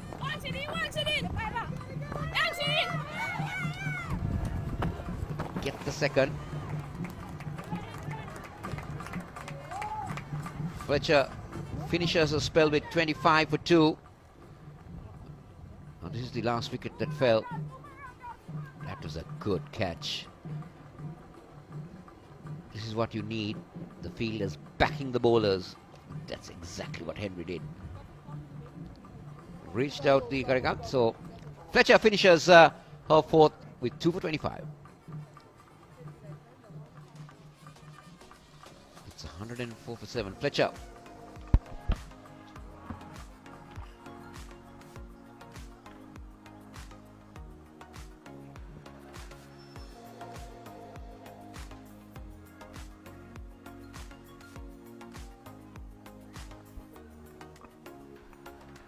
So Fletcher has had a very good T20 series. 2 for 25 from her 4. She had 4 wickets the previous day of 3.2 for 18. Changing the bowling. It's going to be Fletcher. Oh. Fraser. Fraser didn't have much of bowling in this series, Polly. Interesting to see what she bowls. Yeah, I think the first time she's bowling in this series. 9 wickets, economy rate of 7.61. Best been 3 for 20. Rather good economy rate, Kosila. Yeah, in the context of T20, you would say if you're somewhere around the 7.5, you got a decent economy rate. The moment it goes beyond 8, only that you've been on the expensive side. Innings De Silva and Amma Kanchana, 2 experienced batters for Sri Lanka. How far can they take? Interesting move by Terry Matthews, considering the fact that Ramrak and Matthews has a few overs under their belt, bringing in Fraser in the 17th over of the innings. Towards the death end of the innings. Amma Kanchana and Innings De Silva is the capable batter among these 2 batters. Innings De Silva might be wanting to get onto the runs. She played some wonderful innings during the one-day series. It's worked very nicely towards the fine leg region. Get a single. Take the Sri Lankan total on to 106 for 5.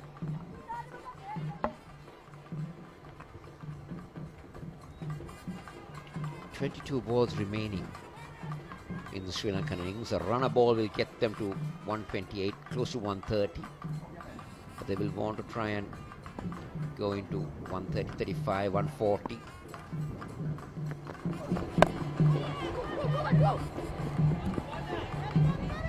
Coming back for 2, and that's misfield, or was there a misunderstanding between the 2 fielders? And it's earned Innings De Silva a boundary, and the Sri Lankans will take that.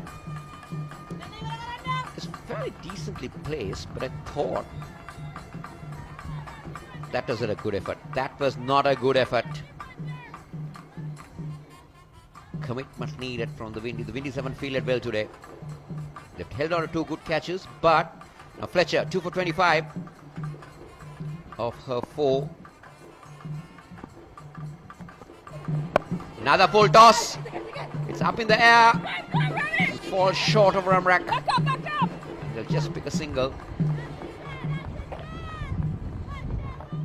Fletcher, Fraser bowling right up around the wicket. Fast, medium fast bowler. Fraser, Cherry and Fraser bowling around the wicket to Innings De Silva. Now it's to Amma Kanchana. Short again. misses that one, and one for the over signaled by the umpire. Nelson on the board. These are a few of the fans who are coming this again. There you go.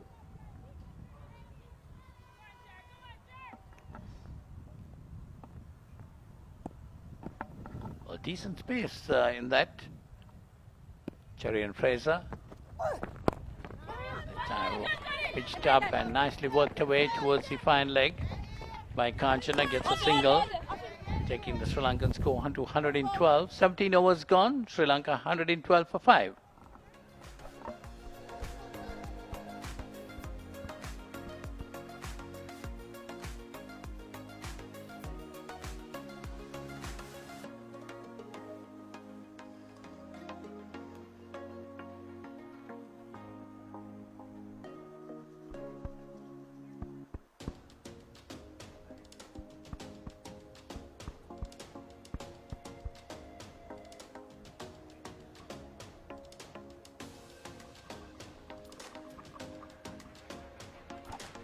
There you see the West Indian bowling card. Chenal Henry 1 for 16, Ali Allen 1 for 11, and Happy Fletcher 2 for 25, and Ramarak 1 for 20 are the wicket-taking bowlers.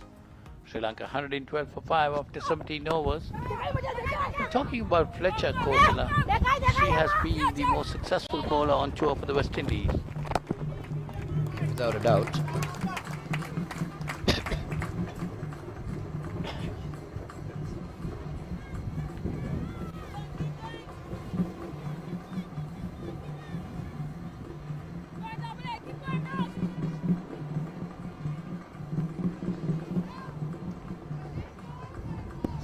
Balls remaining. Kanchana is 6. Silva is 7.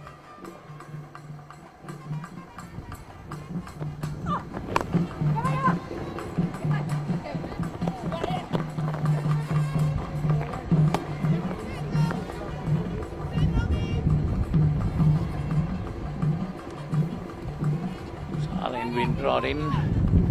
1 for 14 bowling figures in 2.2 overs. Sri Lanka needs some big shots now. Just 16 deliveries remaining in this innings. 5 wickets intact. So, Happy Fletcher has taken 8 wickets in this series. And this time, actually, trying to go big. It's very interesting to see Fraser being given an over because Allen's got overs under a belt. Cornell has, Fletcher, Henry has, Matthews has, Ramrak has. So I wonder what that move was by Haley Matthews.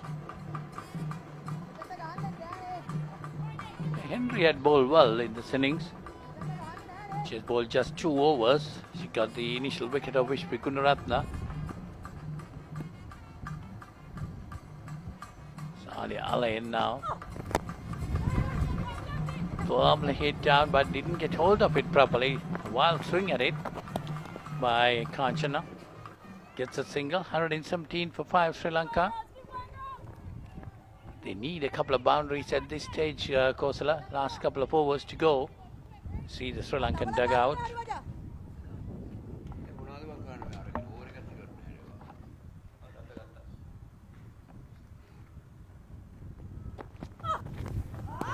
That's poor. That's poor. Bowling a wide on that occasion. Now interesting to see that ball again. No.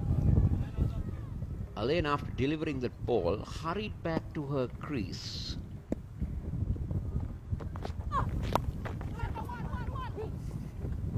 Only a run. Interesting to find out whether the Windies are behind on time by an over or 2. They got about 5 minutes remaining to bowl those 2 overs. They can start that final over within that, then they'll be okay. One more delivery for this over.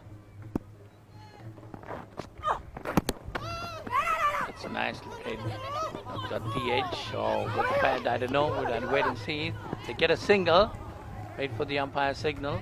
Comedy of errors. Leg by. Leg by signal. It's the end of over number 18. Sri Lanka will end it at 120 for 5.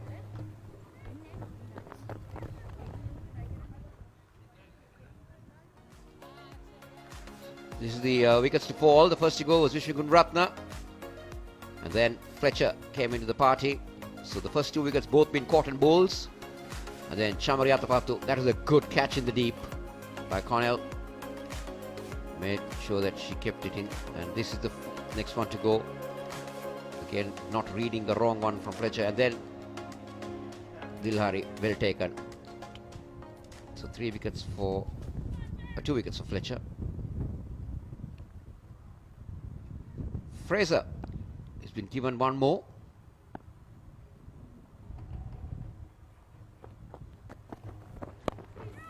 Top edge, and that will run away to the boundary. You couldn't place anything better than that. Kanchana will pick up a boundary. Sri Lanka will move to 124. But just wanted to ask you, Polly, let's look at that again. Top edge, boundary. Would you be liking to colour your hair in that manner? We were talking about this in the previous game too. Cherry and Fraser. Wonderful colour to have on your head. That's put away nicely this time again. But straight to the fielder. Just a single. Takes the score on to 125. But it needs to blend with your skin tone as well, Polly. Where Fraser is concerned, I think that blending of the colour, it's picture perfect and looks very nice. Yeah, of course, it got to suit you. That's the most important part of it. And this time again, nicely played. This time very cheeky. That's going towards the boundary, but well fielded there by Cornell again. There could be a good bit of running between the 2 batters. Get 2 more to the Sri Lankan total, 127 for 5. So De Silva and Kanchana throwing everything at it that they got. Paddle sweep or the lap sweep or whatever you call it nowadays. There you go.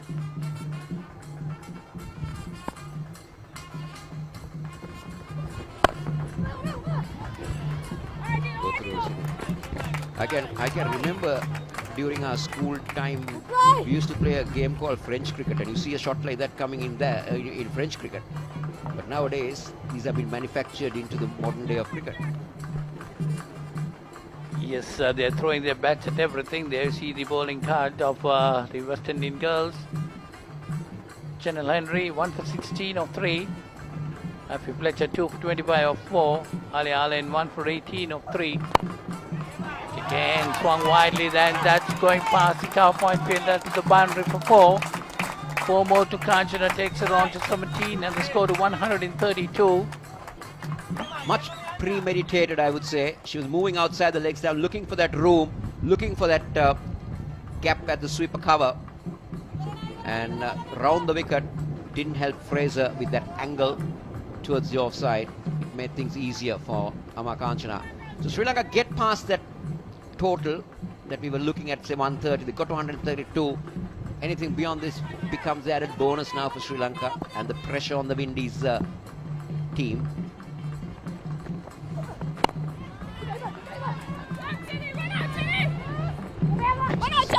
Oh, they're coming back for 2. There's a chance of run out. Now this will definitely go upstairs. Did Nilakshi De Silva get her bat in time? That's what we need to look at. But I felt that Fraser was a fraction slow.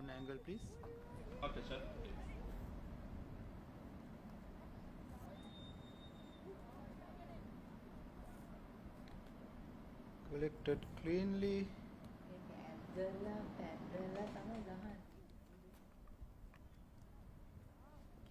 Okay, I am satisfied. I have a decision to the lights, please. Can you focus light? My decision is out. Repeat, out.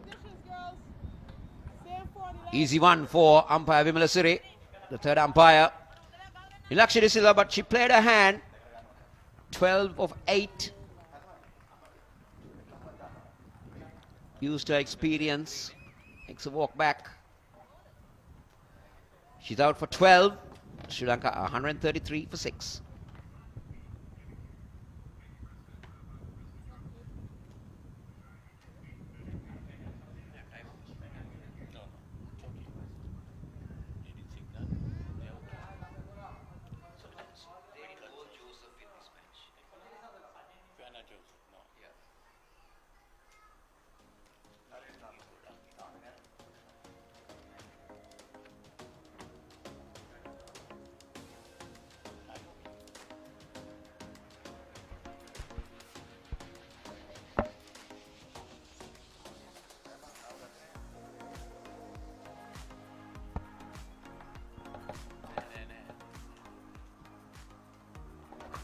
Sachin Sansala coming in at number 8.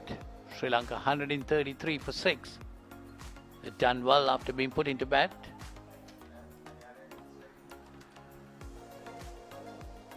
Kanchana on 18 runs coming off 14 deliveries. So Ali in to bowl the final over.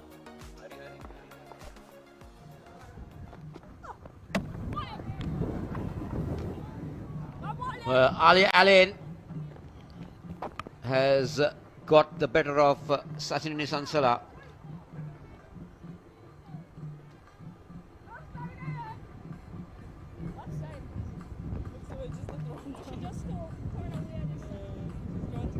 So Sachin Sansala cannot trouble the scorers. She has to depart for 0. It's 133 for 7.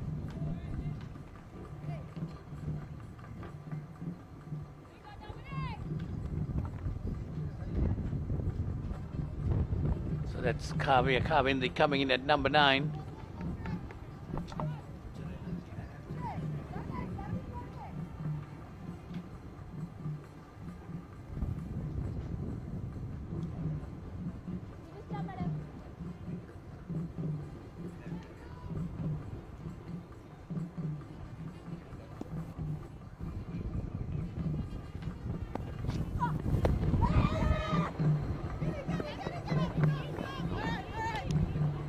Kanchana, to me, should be the batter who should take strike most in this over. This is the fall of the wicket.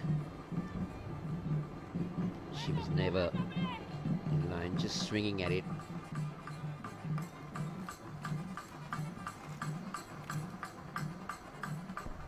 Well, the Sri Lankan batters looking for the runs. They're throwing their bats at everything.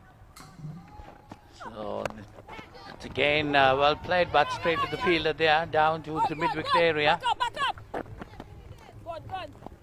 One more to Kanchana, takes her on to 19, and the score to 135.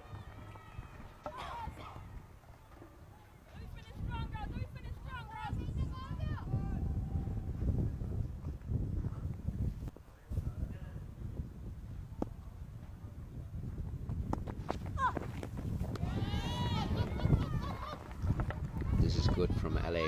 It's been a very good over. Just the 2 runs, wicket and a dot ball. How well can Sri Lanka finish? 135 for 7.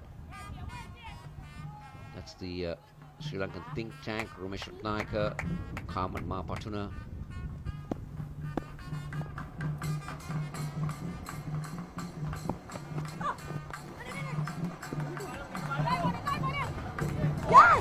Gets a boundary. Sri Lanka will take it, not where Kavya Kavindra intended, but Polly, she will take it. It's definitely, they're swinging at everything, getting those runs. A valiant attempt there, but could not get hold on to it. 4 more runs to, this time it was Kavindra, taking the Sri Lankan total 139. 1 more delivery remaining in this innings, 1 more legal delivery. Ali in 2 for 23 up to now. Fuller delivery probably towards the mid-wicket region, and the batsmen going for their 2nd run. And they can quite easily looking for the 3rd. Happy with that. 2 more runs to the total, takes the score to 141. So Sri Lanka 141 for 7 after 20 overs.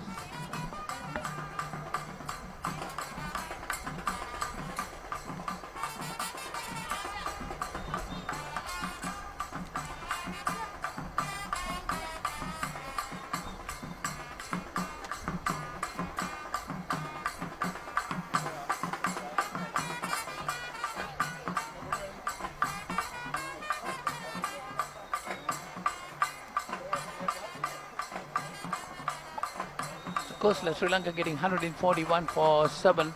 You might be quite happy with that total. I feel it's a good total. Anything beyond 130 I felt was a good total to bat to get on this surface. They see the Sri Lankan card, Vishnu Gunaratne for 2, Chamri Attapattu 38, Samara Wickrama 28, Kavin Dilhari 26, and then Nilakshi De Silva 12 and Kanchana 19 not out for the batters to come into double figures with 20 after 8 extras in 20 overs, 141 for 7.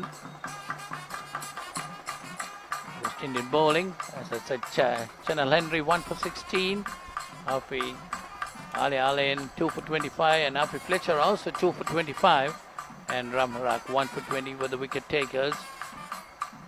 So Polar wickets, one first at 2, 57, 91, 98, 102, 133, 133, and Sri Lanka 20 overs, 141 for 7.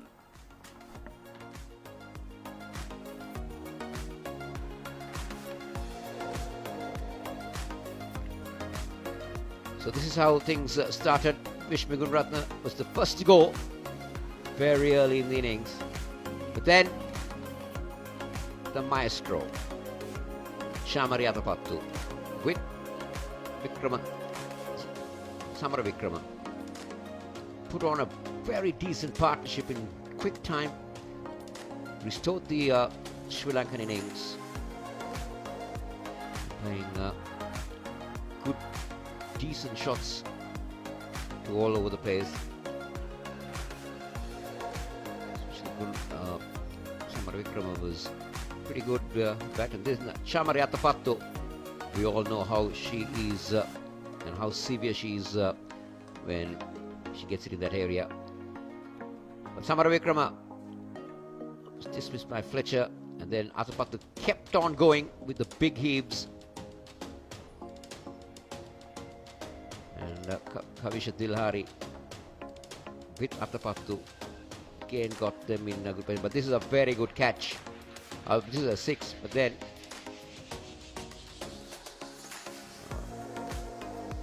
Kavisha Dilhari that and some laps in the fielding, but this is the catch, very well taken in the deep to get rid of the dangerous Attapattu. In a quick succession for, and then Dilhari was brilliantly caught by Henry, and then a little bit of a partnership between Ama Kanchana and Nilakshi De Silva made sure that Sri Lanka got to that target of 140. So the target for the Windies women's team is 142 to win at 7.05 over. We'll be back with you as soon as the run chase is on.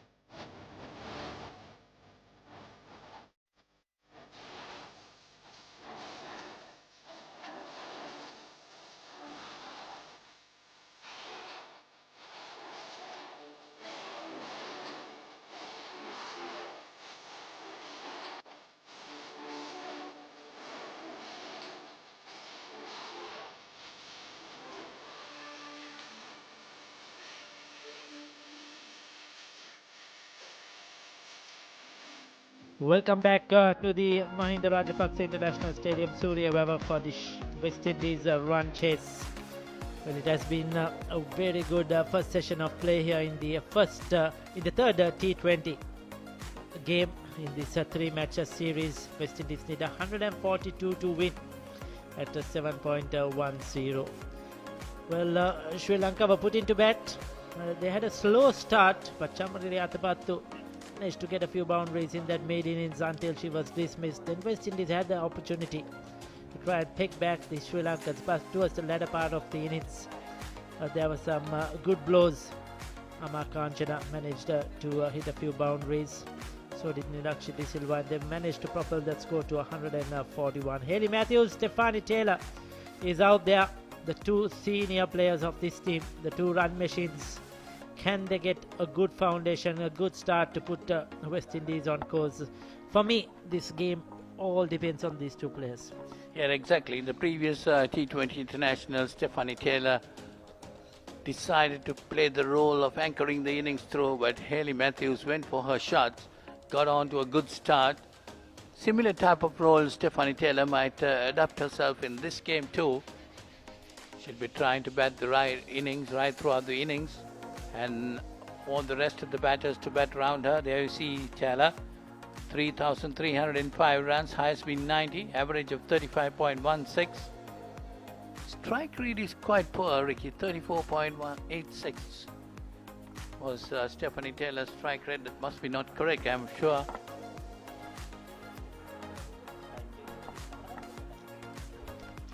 So Dasanayaka, the left arm spinner, has been given the ball. Susantika Kumari Dasanayaka angles it into the pads. Interesting option by the Sri Lankans, deciding to go with spin. Would have expected Kavya Kar with the Amar Kanchana to take the new ball. So Sri Lanka deciding to go with spin. A good economy rate, 54 wickets. She's a good bowler. A lot of promise.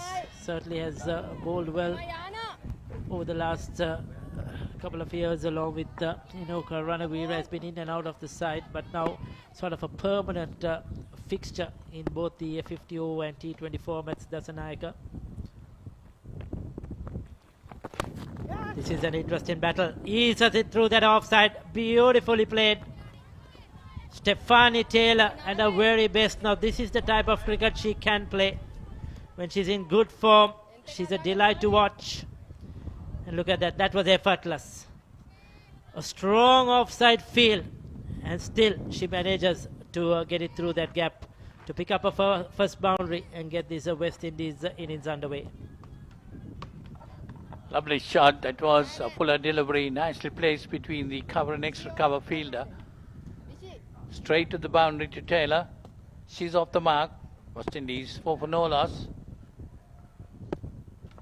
Chasing a total of 142 to win this game. Further need 138 runs.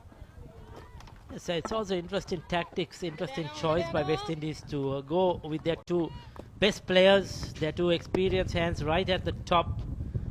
You know, generally you will feel that you will keep one of them probably in the middle order while opening with the other, just to sort of balance out things and sort of stabilize that middle order. But the West Indies thinking otherwise, thinking we'll go at the top, get the maximum as possible, utilize most of the overs with their two best players. Good comeback after being hit for 5 runs off that over.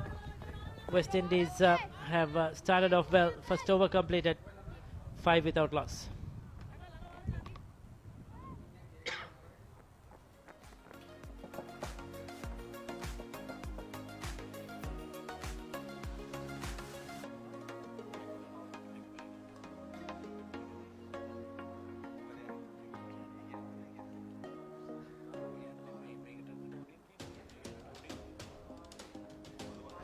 So there you go, the LPL match tickets out for 2024. The Lanka Premier League. You see the stands, A lower, B lower.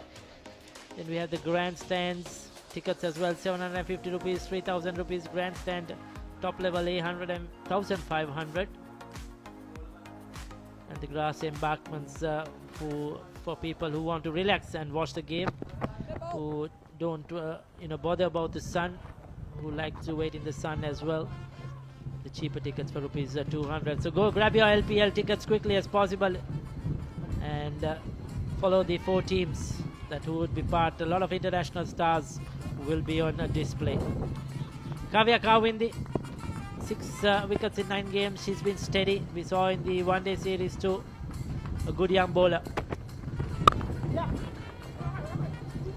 Pierces the gap. Effortless. Stephanie Taylor has come out there with a purpose. In the last game, she remained unbeaten, got into the 20s, saw her team home, didn't get going at all in the 50-over format. And I mentioned in the last game, she will want to finish this series off with a statement. You know, she's such a good player, quality player over the years. And today, she's really showing what she's capable of. Yeah, in the previous game she was playing the anchor role, but today she has got off to a good start. Talking about these two batters opening the innings, definitely one got to play anchor role, but throughout the innings, whereas the other must be definitely wanting to get a good start for the West Indies. That's nicely played against by Stephanie Taylor. Gets a single. So the West Indian total moves on to 10 and Stephanie Taylor on 9. It seems that the ball is coming on to the batter really well for the pacer bowlers or these medium pacers. Kavya Kawindi has to be very careful about her length, especially bowling to Taylor and Matthews. Cannot be too short. They're good cutters and pullers of the ball. It's a good total Sri Lanka have set. It won't be easy for West Indies. They have to get to 7 runs per over continuously.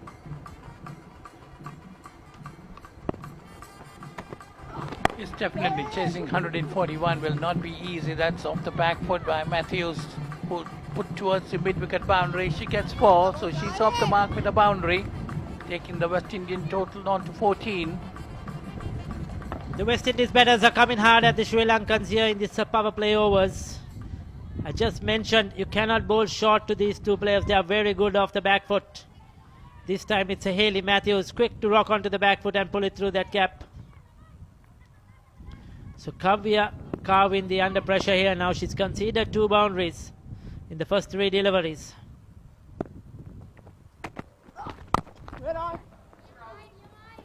This time hits it hard into the ground.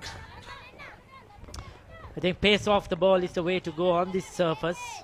Sri Lanka will have to utilize their spinners quite quickly. I won't be surprised if Kawindi is taken out after this over.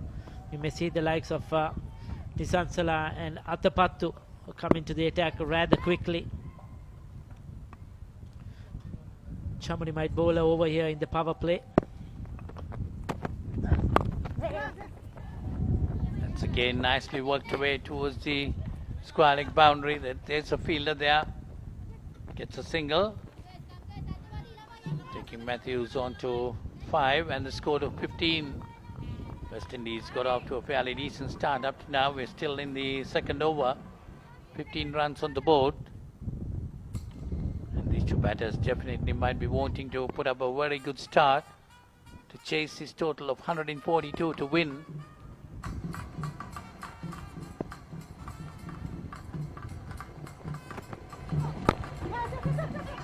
This game nicely played this time by Stephanie Taylor. Gets a single. So end of that over, 2 overs gone. West Indies 16 for no loss.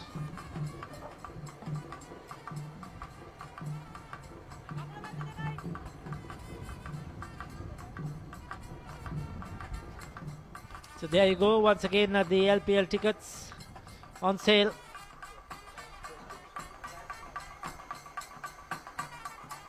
You could go and grab your tickets at Sri Lanka Cricket.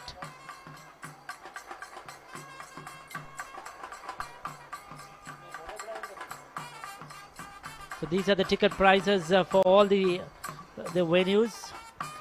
Colombo, Dambulla and Pallakali. These are the ticket prices for the stands.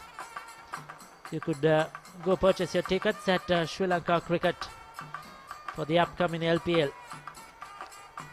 And some of the best international players will be on display along with the Sri Lanka internationals as well.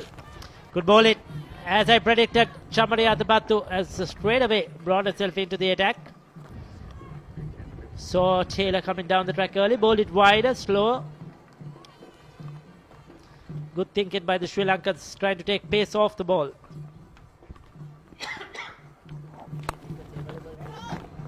Another good delivery by Atabatu.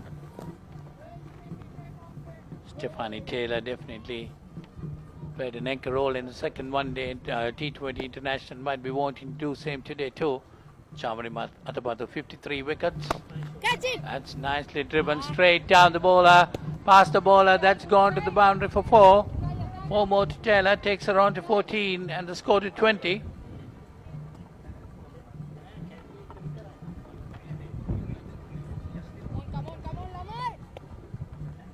That's a lovely shot there by Stephanie Taylor.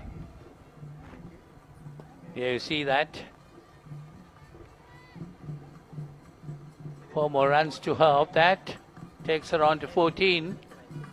West Indies off to a decent start. Chasing 142 to win this game. Chamari Atabatu bringing herself on from the pavilion end.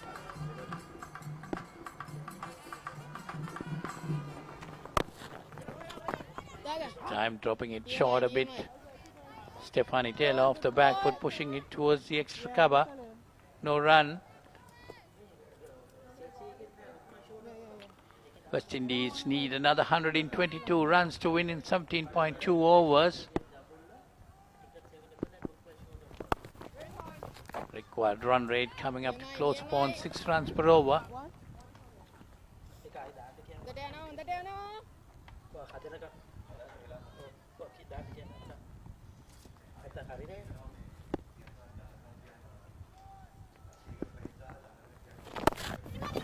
That's a well pitched up delivery this time by Chamari Atabatu. Another dot delivery, 4 runs coming in that over. 3 overs gone, West Indies 20 for no loss. So these ticket prices are only for the Kandy matches, for the Pallekele International Stadium. The first set of matches at the Pallekele International Stadium are in Kandy, and the tickets are available at bookmyshow.com. So if you want to purchase your tickets, visit www.bookmyshow.com and purchase your tickets. These are for the matches to be played at the Pallekele International Stadium in Kandy. 750 rupees, 3,000, 1,500 and 200 rupees. So book your tickets fast and see some of the best international players in action, along with the Sri Lankan internationals and of course the local crop of cricketers, the LPL 2024.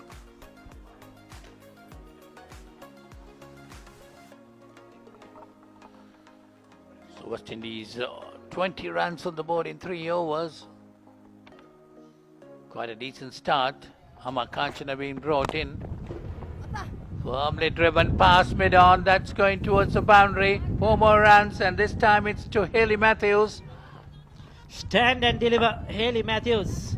That was full. That was in the slot, and brutal power. She tried the slow delivery. I feel the leg cutter rolled the fingers over it, but Hayley Matthews picked it up early. No chance for that mid-on fielder. These two are looking in very fine touch at the moment. 24 already on the board. Sri Lanka need to do something to try and get a wicket here. Break the partnership, if not slow down the run rate.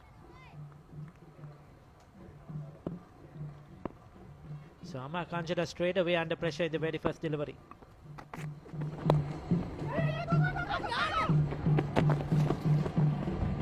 This time another very good single taken between these two batters. Hayley Matthews moves on to 10 now and scored to 25. West Indies definitely off to a very decent start. These two senior batters in the lineup, Hayley Matthews and Stephanie Taylor. You see Amma Kanchana, 14 wickets of 48 games, economy of 7.82, best being 3 for 22.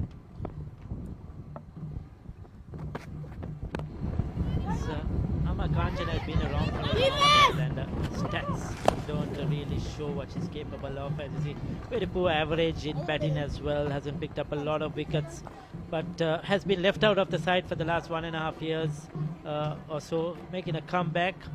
And she's been very good at the domestic level, whatever the domestic structure Sri Lanka has, club cricket, provincial cricket, she's been consistently pushing. And Sri Lanka are depending a lot as a bowling all-rounder who can come at number 7, number 8, like she did today, score some quick runs in this T20 format. So once again, she's back in the national side, in the squad for the Asia Cup as well. And Sri Lanka will be hoping that she uses all her experience and her form and play that crucial role till Sri Lanka develops a younger player who will come through the line in the years to come. You see the West Indian dugout. 2 more deliveries remaining. That time coming down the wicket, but driven firmly straight to mid-off. Ellie Matthews. 6 runs coming off this over up to now of Amma Kanchana. Of course, started off with a boundary. Yes, she's sort of done well to curtail after that first ball boundary. It's not easy, never easy bowling against Matthews and Taylor when they are in good form.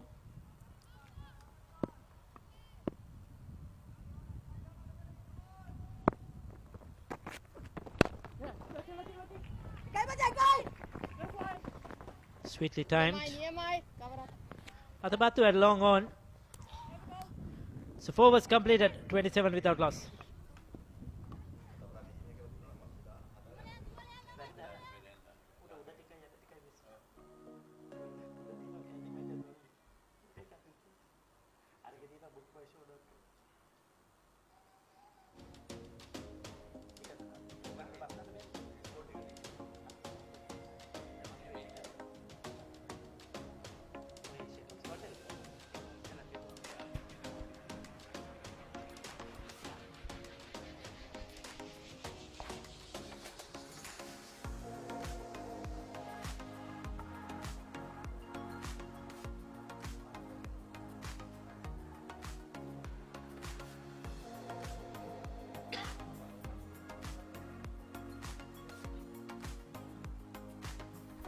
So Sri Lanka, West Indies well ahead of Sri Lanka at the moment. Sudantika Dasanayake will continue. She's going to bowl a second over, bowl the first over of the innings. The real challenge for the West Indies batters will be against the youngster Sachini Gimhani. Left arm Chinaman. You know, we saw a lot of her in the under-19s. She was difficult to for the Australian and English under-19s to handle. She gets a bit of extra bounce because of action, skids on. Doesn't turn the ball much, but a difficult customer to handle. But Stephanie Taylor just down the track and just hoisting that over the bowler's head with ease. Superbly timed, effortless. She's on a roll.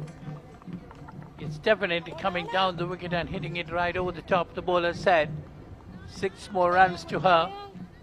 He's talking about Sachini Gimhani. Definitely she will come into bowl soon as the first power play is over. It will be interesting to see how she will cope with these 2 batters if they are batting. It's going to be her first game of this series. She's been in the squad but didn't get an opportunity. She's in the T20 squad primarily, in the Asia Cup squad as well. Just 15 years of age and bowling to Hayley Matthews and Stephanie Taylor. Now that's huge, will be the biggest moment of her life definitely. Beautiful, beautiful. This time Hayley Matthews. Now this is what I think cricket fans, whether you're Sri Lankan or not, or watching from around the world, will want to see.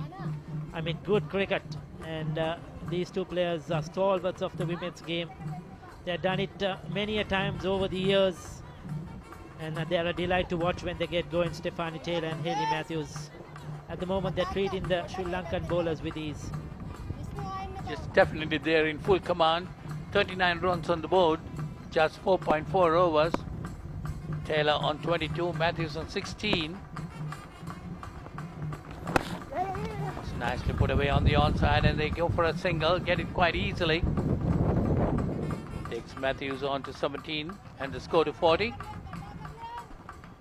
So they are such quality players. I mean, it's hard for the others to catch up. You see, when you look at Stephanie Taylor and Hayley Matthews, the rest of the West Indies batting, there's a huge gap. A lot depends on their shoulders. 5 overs completed, 41 without class. West Indies well ahead at the moment.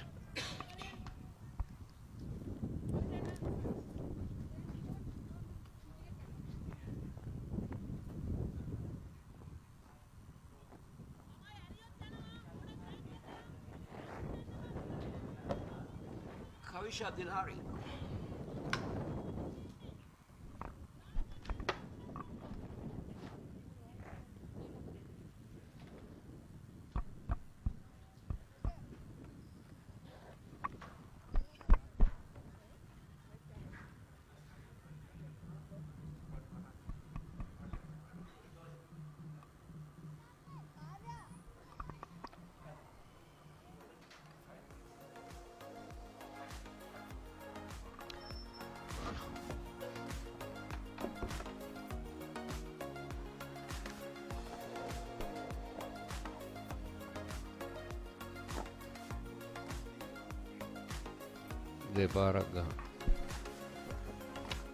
Kavisha Dilhari into the attack. She's had a brilliant series thus far. Keep us! Pitched up. Taylor and Matthews go on their merry way. This has been a batting masterclass by the two West Indies legends. Good afternoon, Kosala. Good afternoon, Viren. This is the partnership that the Sri Lankans need to break. Because if they get this partnership going somewhere around the 75 to the 80, then Sri Lanka is in a spot of bother. So that's very important. They need a quick breakthrough.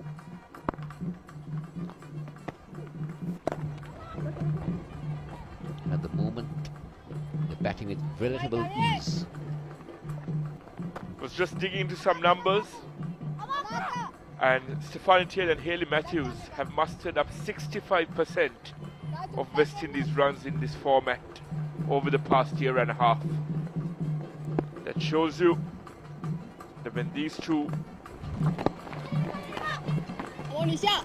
are in good form, they tend to capitalize. So yes, it's a crucial juncture of the game. Well, they need some dot balls coming in, build that pressure, ask Matthews and Taylor to do something different then. But at the moment, they're just milking things around. 3 off 3 in this over. And that's 4 off 4.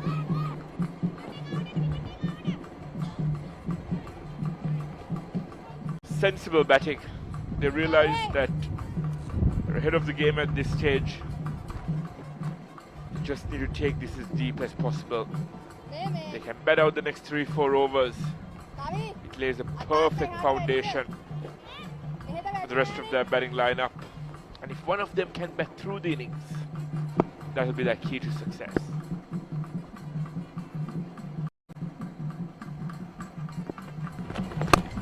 This time, down the track. Unable to get it into the gap. Now Taylor has got 25 from 22. Matthews has got 19 from 13.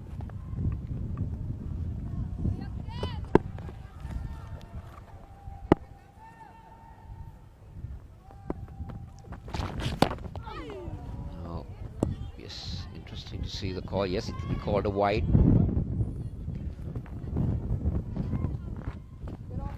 Take a look at that again.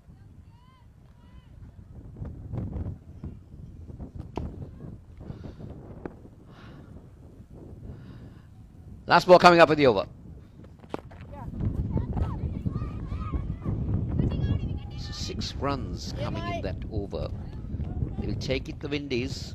They're in command at the moment. 47 for none at the end of the power play.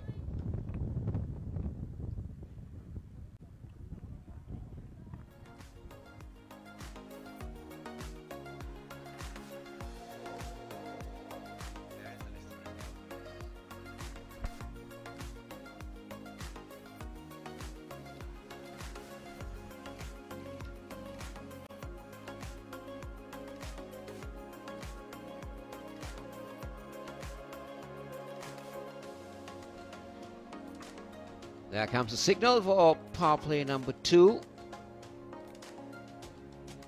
If you're just joining us from whichever part of the world you are in, on our streaming platforms of the Sri Lanka Cricket and Channel I, it may be a good morning, it may be a good afternoon, it may be a good evening to you. Well, welcome aboard from Suryaweather. That's what we have to say. This is the third T20I. Sachin and Isansala. Best of 2 for 10. So this is the surface that the game is going on. It looks very brown, hardly any grass on it. See those little bit places that might try to open up as a, but then I feel it will last along the remainder of these overs.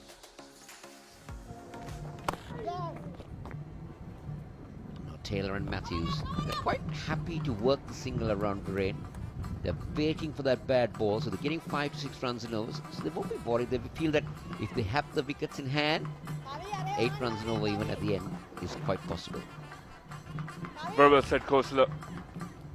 With these two out there, the required run rate won't bother them.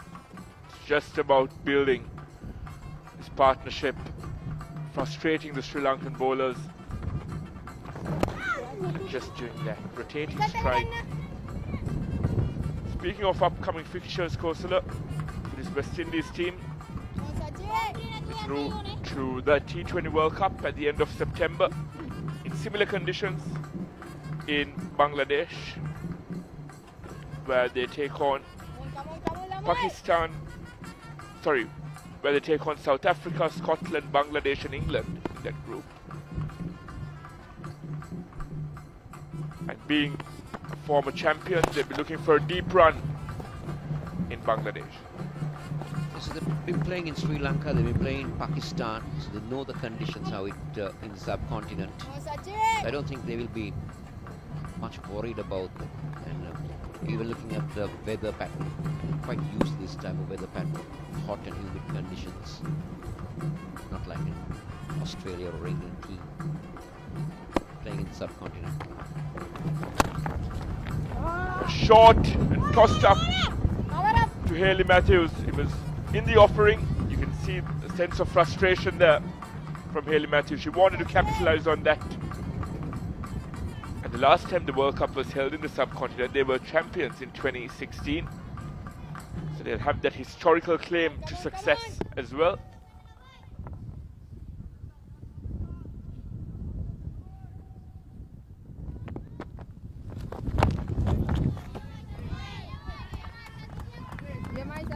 Wouldn't mind that Taylor and Matthews giving a dot ball or two, but the Sri Lankans need wickets. They can't allow this pair to labour on here.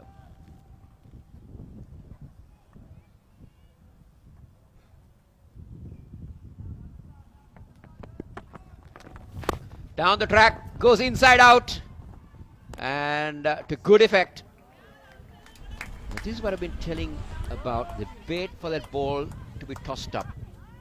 Picked it up well, inside out, opened that left leg up and into the gap for a boundary. Dished up for a rollicking on the offside. Stefani Taylor will not fail to convert. And at the end of the 7th, it's 55 without loss.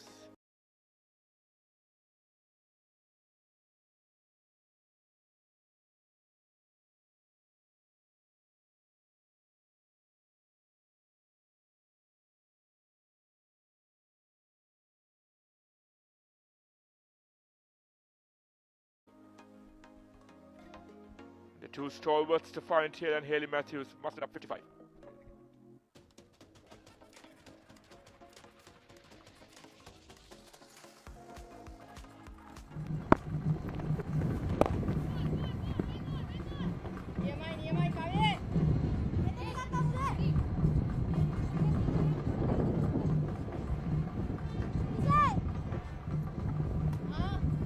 At this stage of the innings, West Indies are 18 runs ahead of where Sri Lanka were. Sri Lanka had lost the early wicket of Vishnu Gunaratne.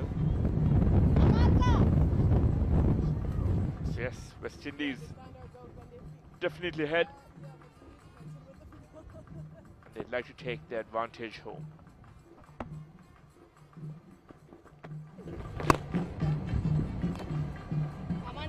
The point that we were talking earlier, the fact is that the Sri Lankan women's, they don't really have a match-winning bowler with them.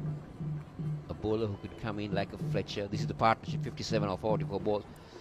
A wrist spinner who would be more in the lines of picking up wickets, because Sri Lanka do rely a lot on the finger spinners. And when Ricky and Polly were on air earlier, they spoke of Sashini Gimani, the 15-year-old Chinaman.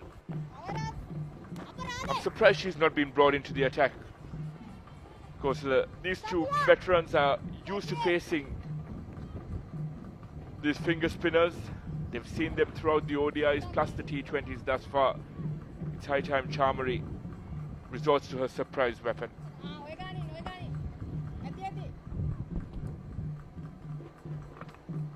Wickets are key here.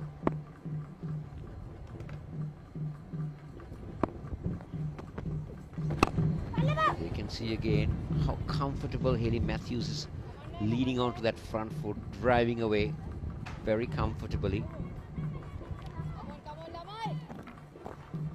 And there seems to be no hurry at the moment, 60 on the board.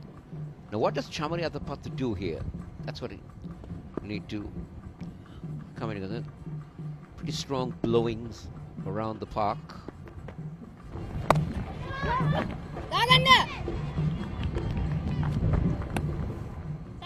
Good effort in the ring.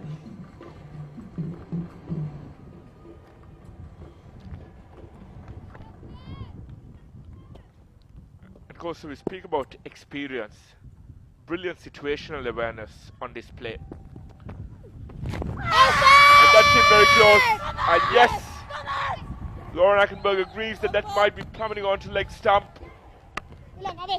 Tossed up by Dilhari, inducing the sweep of Stefani Taylor. And she was through with the stroke before it got to her. And also the fact that I thought she missed at the line just a little bit. There you go. Plum in front. She said might have been into the stroke much a little bit earlier than she expected. So the dangerous Stephanie Taylor departs for 33, 60 for 1.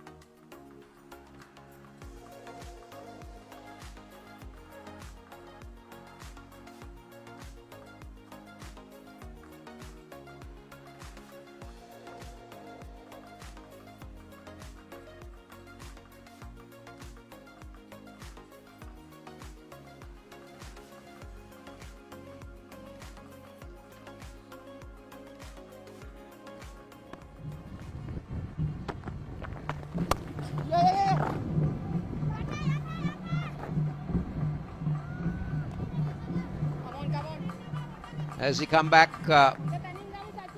can only see the ball travelling to the boundary.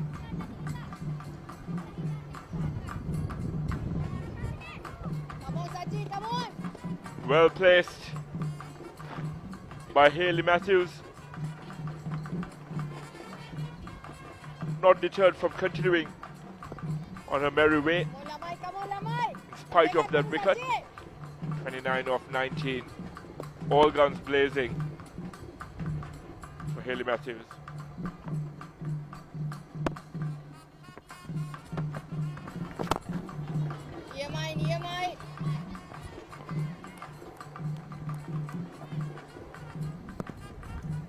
This is the wicket to fall. Taylor trying to for a big heave over mid-wicket. I thought played down the wrong line. Missed it completely.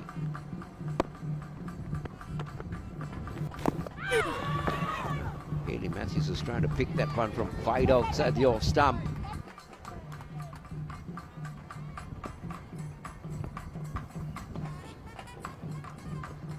She's trying to use the effect of the wind here, because you've got the wind blowing from the left to right, and that's advantage she's trying to carry forward by playing across the line.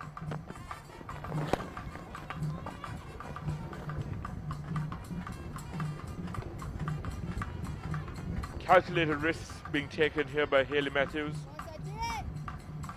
As West Indies vice captain Shemaine Campbell joins the skipper at the crease.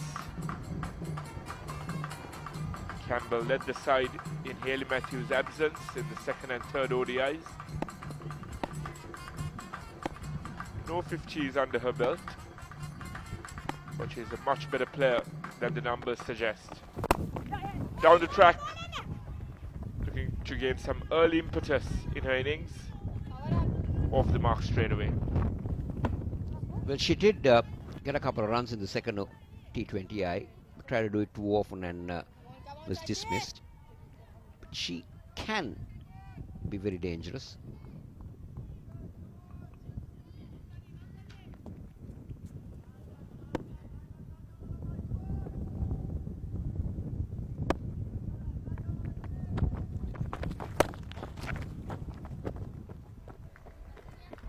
Beautifully done. Short, and Matthews picked the gap perfectly. Nisansala dropped a long hop, and it has given the necessary treatment by Hayley Matthews. She will move into the 30s, but more importantly, West Indies will march closer to that target of 142 at the end of the ninth.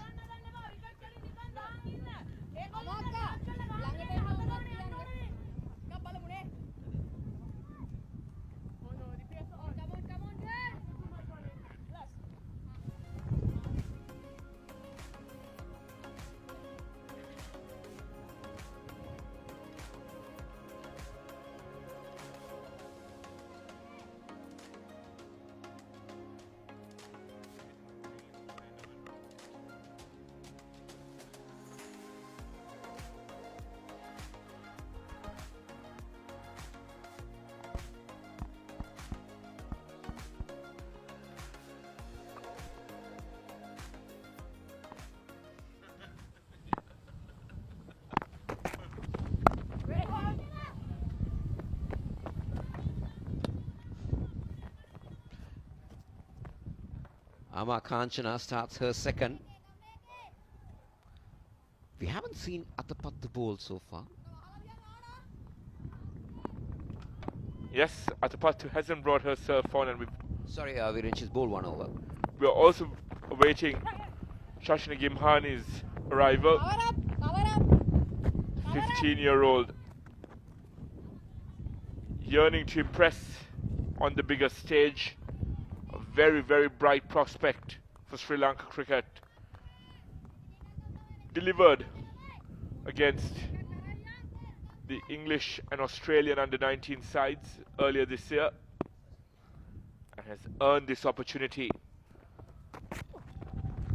to challenge the likes of Hayley Matthews and Shemaine Campbell. Yeah, very interesting to see that she's not come on yet. 71 from 66 balls. That's the equation. Hayley Matthews will make sure that she hangs in there, labours on, and picking the ones and twos.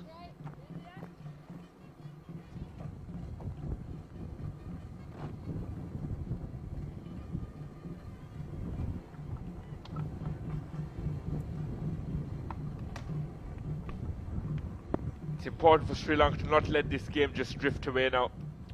If Hayley Matthews is still out there by the 14th, 15th over, the game could be in the bag. Yeah, because this is danger now. We're into the 10th over. They got to 74, 75. So got half of the runs in that period with 9 wickets in hand. So that's the key that the Windies will hold going into that second phase of the run chase.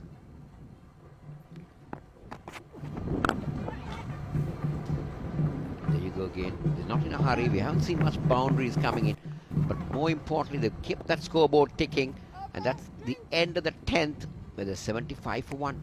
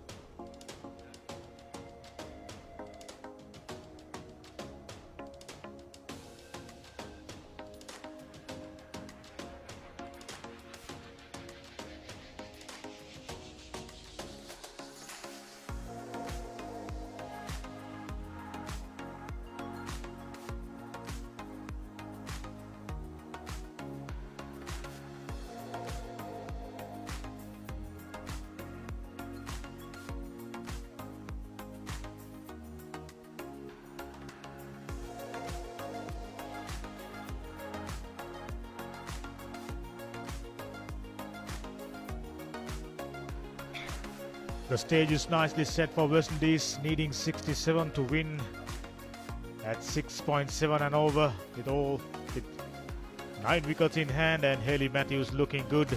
Outstanding opening wicket stand. 2 experienced campaigners, Taylor and Matthews, does the job. Now Jermaine Campbell, Hayley Matthews, it's just about continuing the good patterns.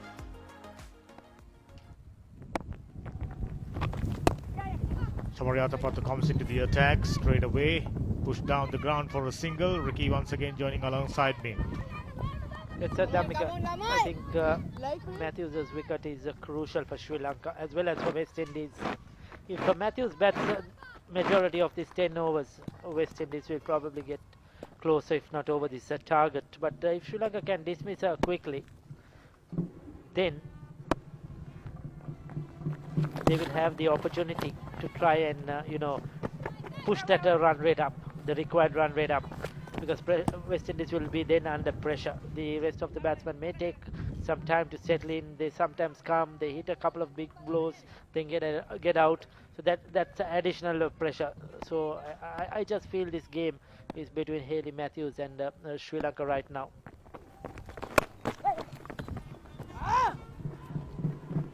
Pulled away for another boundary, short in line with the stumps. This is loose bowling by Atapattu. Jermaine Campbell, very strong puller. Batted well the other day, the second T20I. There you go, 3 Bs.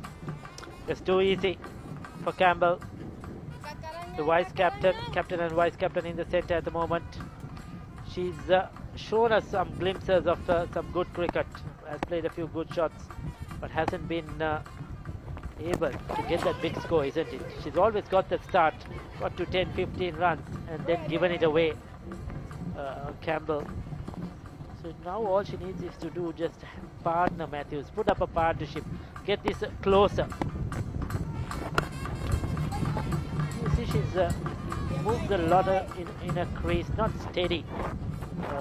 Campbell sort of not settled down at all. So when the bowlers start to mix it up, it makes life very difficult for her. Yeah, when you compare 2 batters, Kelly Matthews looking flawless, looking very comfortable. Another single to complete the over number 11th. A good one for West Indies, 7 runs off, 82 for 1.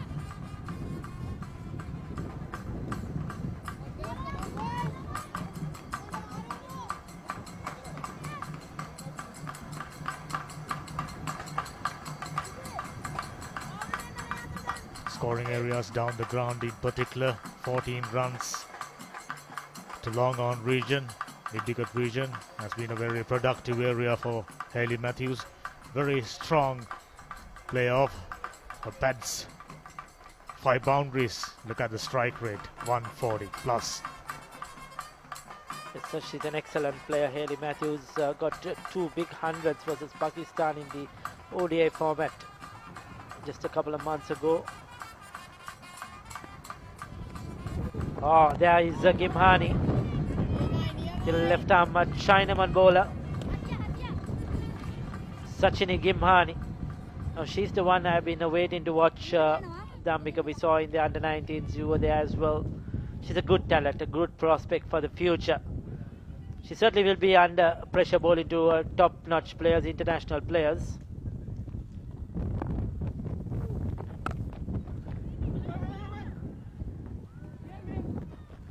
A little fumble allowing another boundary. Gimhani little short on that occasion. Campbell, strong puller off the back foot. Does a fine job. West Indies swiftly moving along. Sri Lanka needing a breakthrough. Yes, the 2 shot, but the fielding wasn't up to standard. She was going for the catch, but she was nowhere near that one and didn't get her body behind it. Unfortunately, concedes the boundary. Yes, she's been a touch short so far. She needs to bowl that fuller length. Try to get her onto the front foot. Come on. Just 3 games, 2 wickets played in the ICC qualifiers. That's where she made a debut. Much better. She'll take some time to settle down. It's not an easy art for a wrist spinner, whether you're right arm or left arm. It takes time, and she's very young, just 15 years of age. This is a big moment for her. And at the same time, it's always good to have a wrist spinner in your bowling lineup, especially in this format. Slightly leg stumpish. Matthews had very little trouble pushing that one away for another easy single. There you go, straight away they have picked up the required amount of runs. 6 runs already taken. Shashini Gimhani, like I said, very young. Time is on her side. A full toss. Here's the gap and for a boundary. That was a juicy full toss. Ricky. Yes, Campbell has not missed out. The short delivery she's put away for 4. The full toss she has put away for 4. Gimhani, a full toss and outside the off stump. So it was a free hit. All she needed was to beat that fielder in the inner circle. Very expensive, over 10 runs off it. First run from Gimhani. So West Indies 92 for 1 after 12 overs. They are certainly in a very good position. No troubles for West Indies so far. Moving along really nicely above the blue worm. Needing just 50 runs of 48 balls. Right now, things heavily in favor of West Indies. Sri Lanka will have to do something very, very special. In this format, West Indies in particular, very dangerous. 2016 world champions. Rasanayaka is back off the back foot. There you go, picking up singles, milking runs. It's all too easy so far for West Indies, Ricky. Yes, and also I just feel that as the game has progressed, the wicket has got much better for batting. Dhammika, I thought when Sri Lanka batted, it was a touch probably a bit slow. Shot making wasn't that easy. We saw a couple of deliveries keep very low as well, even off the pace bowlers. But now, even though Sri Lanka has 3 to 4 spinners, batting has got very much easy as the sun has baked down, the wicket has got drier, and shot making has been effortless. I was about to say that. Ball comes on to bat really nicely. The bounce is even. You can straight away spot that by looking at the way Hayley Matthews is batting. Timing her shots flawlessly, particularly in off pads. This time, little cautious. Rasanayaka, too expensive today. 19 runs onto her third breakthroughs. That's the name of the game for Sri Lanka. Coming down the track, smashed it away for another single. Rasanayaka ran after that and keeping it down for a single. Now, looking at the way things panned out so far, West Indies can afford to be a little cautious if needed. Take a look at it. Only taken 2 runs, but they are not rattled. Yes, sir. The required run rate, they started off at just over 7 runs per over. It has gone down. So they have been consistent with their run getting. See, now they just did 47 of 42. So they know that they could get these runs with the wickets in hand. 13 complete at 95 for 1.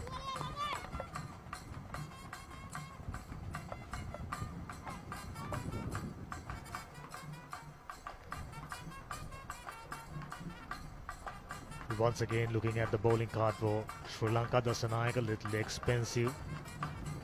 And the only wicket taker, Kavisha Dilhari, 2 overs, 1 for 11. The rest of the bowlers still searching for successes. Sachini Gimhani, very expensive, inexperience at this stage, but this will be a very good challenge for young Gimhani to learn the craft against the best.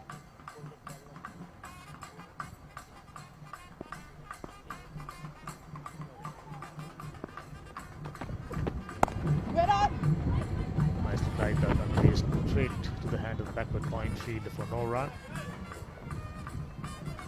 Matthews, she's the key wicket, and the Sri Lankan will have to pick up quite a few wickets if they are to come back into this game. But to start with, Matthews, the prize scalp.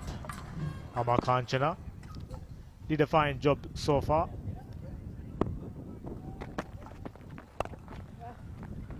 Yes, Amar Kanchana trying to bowl a slower deliveries. Hayley Matthews knows that. Right, you can see she's waiting and waiting till the ball arrives. She picked it up early, the leg spinner, a big smile on her face, and just pulled it around towards that square leg region. 43 of 32, it has been a superb innings. Kanchana has been decent, but Hayley Matthews and Stefani Turley earlier have been just too good. Now Campbell has taken over where Taylor left off. Sri Lanka have been slightly short today as well. So a lot of runs have come through the horizontal bat shots, the cut and the pull.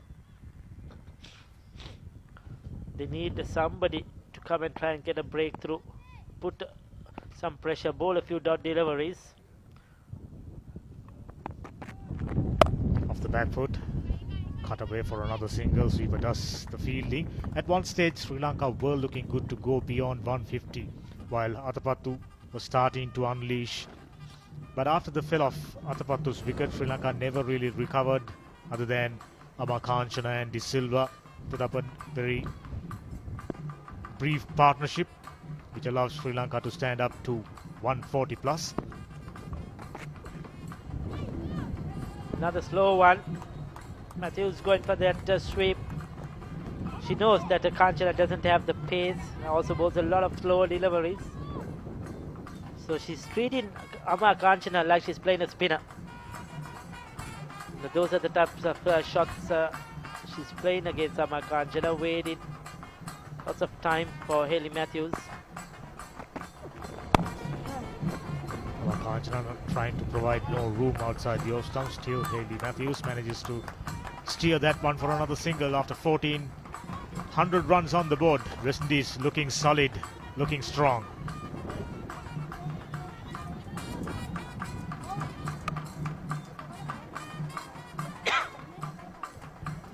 As we mentioned early, at the beginning of this game, series decider, important game, pressure game. So experience of the likes of Hayley Matthews and Stephanie Taylor gets West Indies through so far.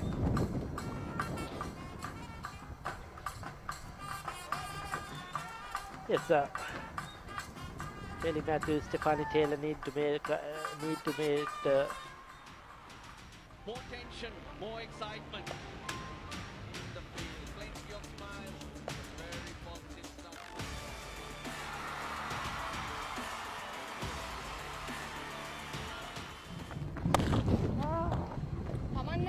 start of a new over. Yes, we were talking about Taylor and Matthews. Yes, they needed to make an impression before the series is over. And Matthews doing exactly that. We saw glimpses of Stephanie Taylor in the last game and this game as well. West Indies really would be looking to win this game, win this series, something to take back home after getting whitewashed in the 50-over format. Coming down the track, lifted over, wide long on region for a huge six. Campbell was quiet right throughout the series. How about that for a six? Well, that was a big one. Dhammika, the fielder for a while thought that would come towards her on the boundary line. But look at that, it just kept sailing over her head. Campbell showing us the power she has. She too has had a very quiet series, as you said, not got the big runs. The vice captain captained twice in the 50-over format when Matthews was not well. But today, she's showing us that she could bat. Once again coming down the track, this time finds a fielder in the deep, just a single. Ricky, LPL, is on the corner. Excitement on the air. I'm sure cricket fans around the country must be very happy. Hayley Matthews just short of 4 runs. Taken to just 36 deliveries. Outstanding strike rate. Brilliant knock so far. Looking for the first 50 in the series. It has been a good T20 innings, you know, striking at over 120. That is what you need.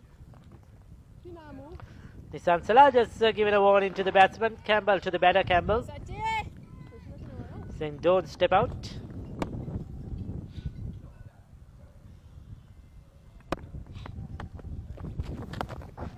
Already nicely swept away. Fielder comes around, just to be a single. I thought Sri Lankan selectors as well as the team management tried out few new faces, the likes of Gimbhani, given the chance to rub shoulders against mighty West Indies, and they've taken those opportunities and provided their best for the team. Always good to see. Now Sri Lanka can work off really good combinations. Yes, for the Asia Cup coming up. The Asia Cup, they have a tour to Ireland. And also not forgetting, in 2025, early 2025, there is the Under-19 Women's World Cup. So opportunities for the likes of Gimbhani, who will be a part of that Under-19 World Cup, is very important. You know, the experience she gains from this is huge. We saw the other girl, Sewandi. She didn't play any games, but she's with the squad. That itself is an experience, you know, with these senior players rubbing shoulders with the likes of Chamari Atabatu, getting coached by Romesh Ramnaika. Those will be huge going into that Under-19 World Cup. You said it right, exciting times for the youngsters. Lots of cricket coming up. So after 15 overs, West Indies 1-1-1 for 1.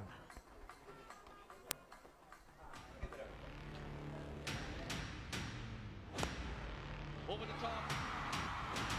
More tension, more excitement. In the field, plenty of smiles. Very positive stuff.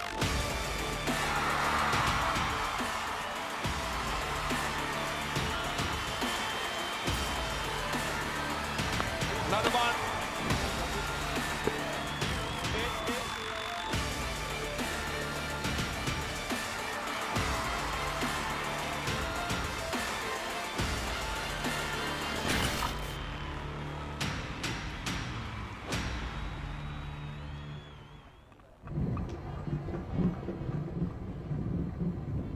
Kavya Kavindi starts a fresh over. But at the moment, it's been a Hayley Matthews show. As we saw the advert for the LPL, this is a one-way ticket for Hayley Matthews. 49 on the verge of another well-compiled half-century. Carnival of Cricket begins on the 1st of July, the Lanka Premier League.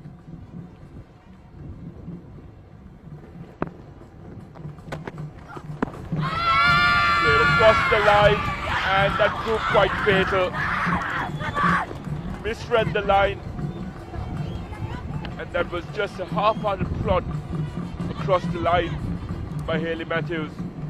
One shy. Commentator's curse, you could say, we read. And it's a Nelson strike for the Sri Lankans. They lose that wicket at 111. That is a gone up, without a doubt. Maybe Hayley Matthews might have been beaten for a little bit of pace. That I thought that came on to Matthews much quicker than what she expected. She goes for 49. Windies are 1-1-1 for 2.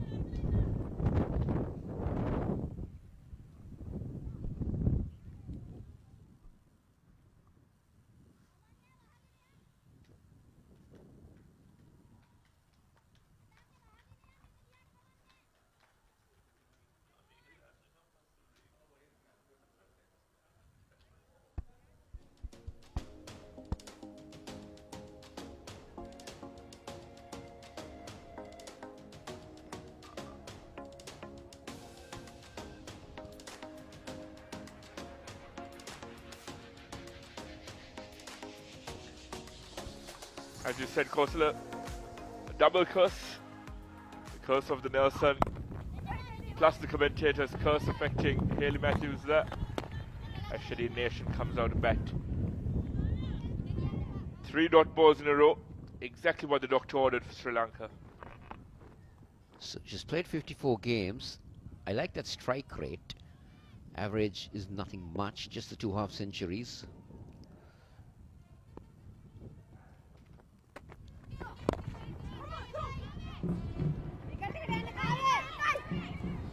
Come back for 2. Good running. Very good running. Just the 2 runs off this over so far. And this is the why Shadeen Nation is here. Because Hayley Matthews misread that length. Maybe the pace for it, just a fraction. It was always going to be a corner.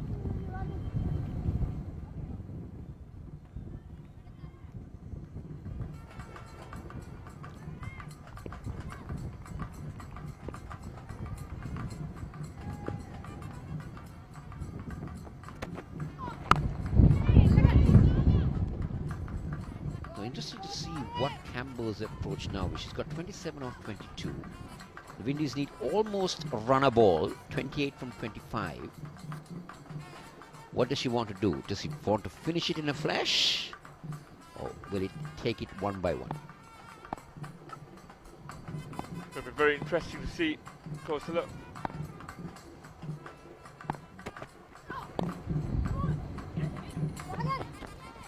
Scampering through for a quick single. 27 needed of 4 overs. It's 115 for 2.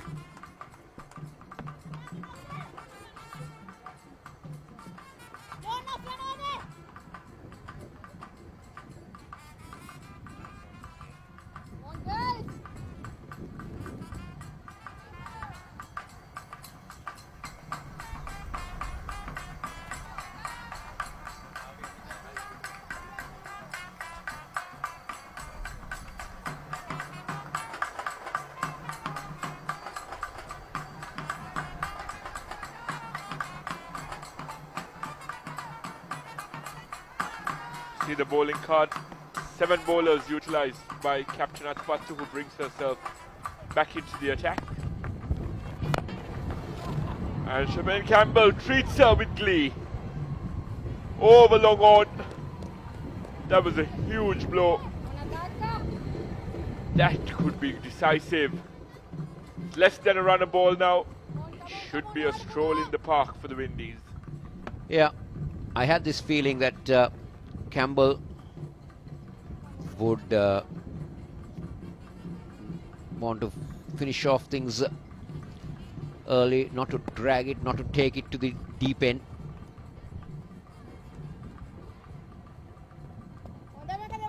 The windy spinners, Ramharak and co, were flighting deliveries regularly, deceiving batsmen with flight.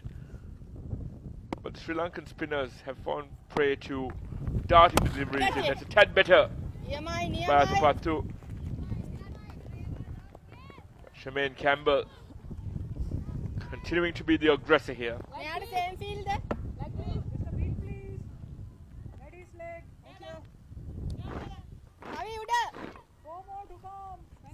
Athapattu. Maybe to throw the last dice where the Sri Lankans are concerned, to pick up a couple of wickets.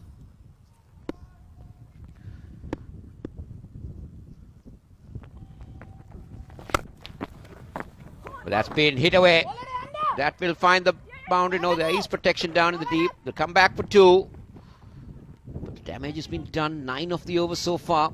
So this is the point that we were talking, Viren, that Sri Lanka needs to build that wicket-taking bowler in that phase of 16 to the 15th over, where you can get a good wrist spinner or somebody who can come in and bring and buy you a couple of wickets in the middle stages of the game. And you need that mystery element, especially in this format. You need variation in your attack. The Windies have Affy Fletcher, who's been lethal with the ball. And this is the passage of play where we lost the game in the second T20 as well. Stefani Taylor was able to see the game out because of the lack of variation. So that's something that this team will have to look at. Flighted, slightly slower. And Shemaine Campbell continues on her merry way. 10 runs, 11 runs off the over. The delivery to go.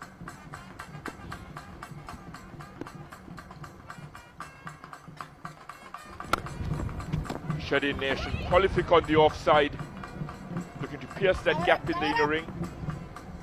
At the end of the 17th, it's 127 for 2.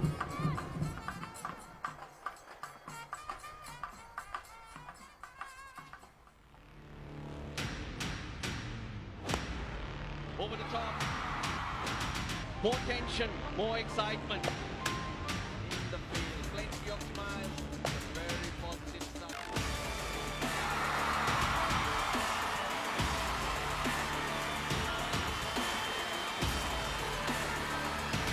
Another one.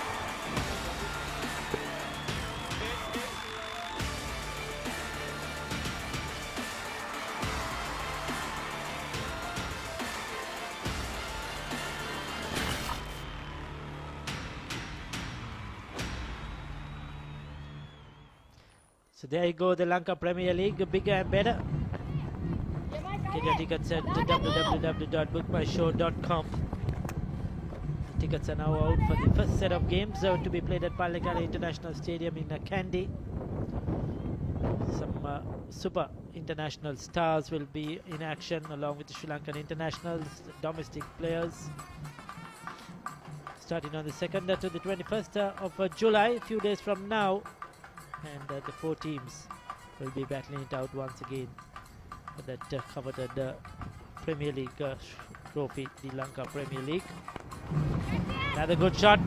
It's in the air, but straight down the throat of the fielder. Nation this time. Intention was clear, get the boundaries, finish the game quickly as possible.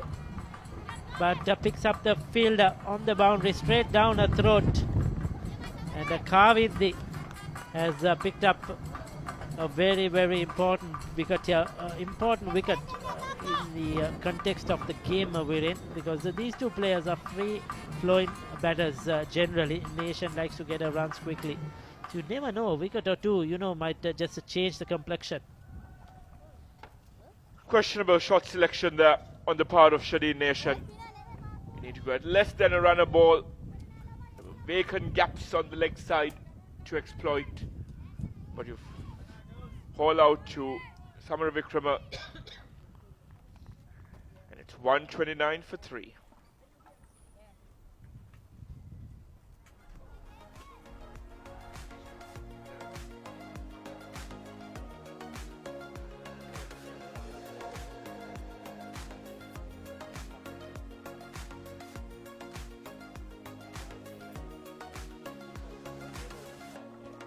Alia Lane comes into bat, has had a brilliant series with both the bat and ball.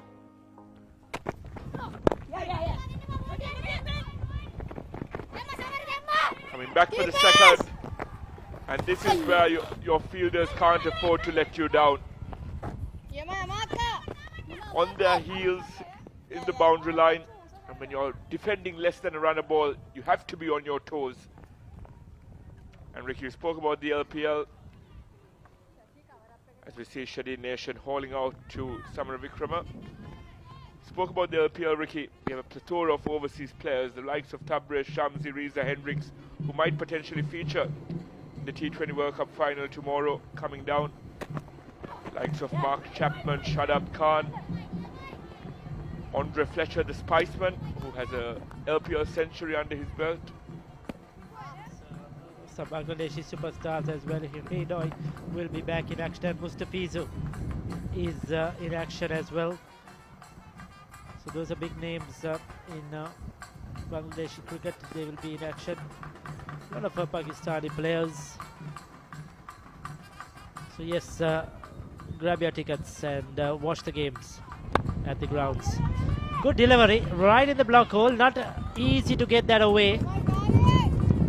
Aline was looking to give herself some room and try to power that through the offside. Kavindi going full and straight. 4 runs off the over and a wicket. It's a good over so far. 11 of 13. Every dot ball matters. Every dot ball is pressure on the batter.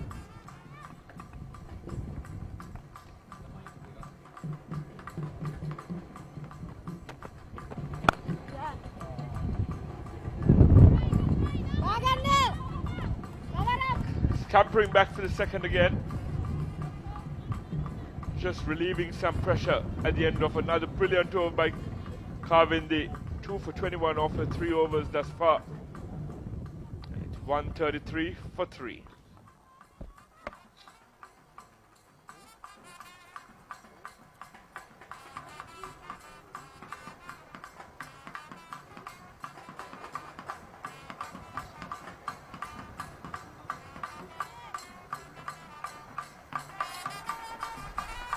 Two overs to go. West Indies just need 9 runs to clinch the series. As Dasanayaka comes into the attack. Is Sri Lanka going to stand any chance winning this game? It'll all boil down to this over.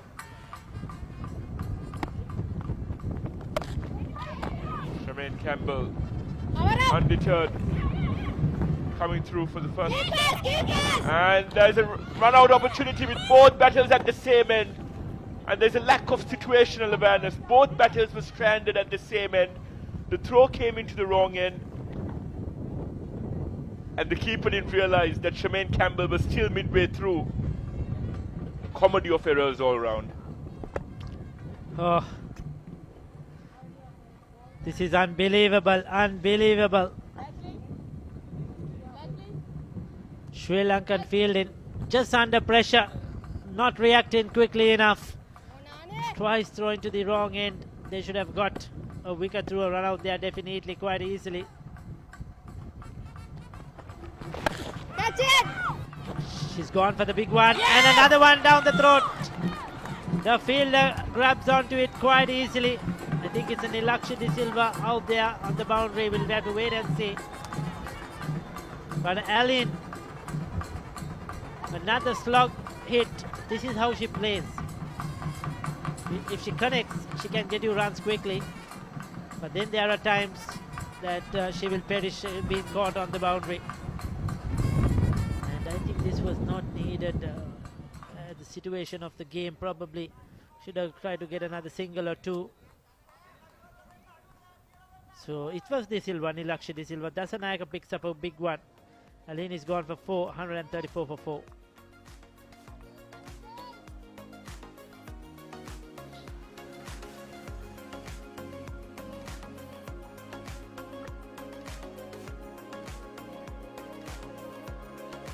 That is where the lack of experience can cost you.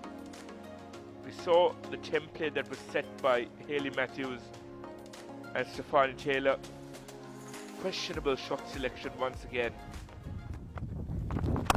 less than a run a ball required. All you need to do is utilize those gaps, just rotate strike. Yes, and all you need to do is give Campbell the strike because she's the set batter. She's your vice captain. She's the number 3. She's batting well. This is where I feared once Hayley Matthews got out, anything could happen. West Indies might get through still, but it's not easy anymore because the rest of the batting is hasn't been at their very best this series in general, and they haven't got many big scores as well. So now the burden rests on the shoulders of Campbell. West Indies have to play some sensible cricket here. This last ball is crucial. It was crucial because Sri Lanka needed to keep one more ball to go. Okay, so now this one is crucial here, but then again, even if they bowl a dot ball, Campbell will be on strike for the next over. But every dot ball counts. If you have 6 of 6, it's going to be even difficult for West Indies. Dot ball to end the over by Sudantika. So 3 runs and a wicket. That was an excellent over. Excellent 19th over. 136 for 4.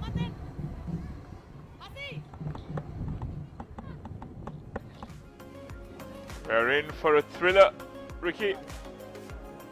And a fitting way to conclude an absolutely riveting series.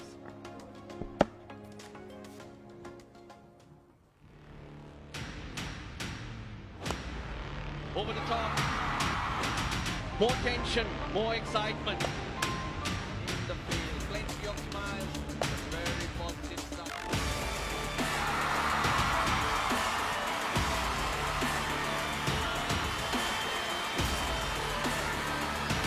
Another one.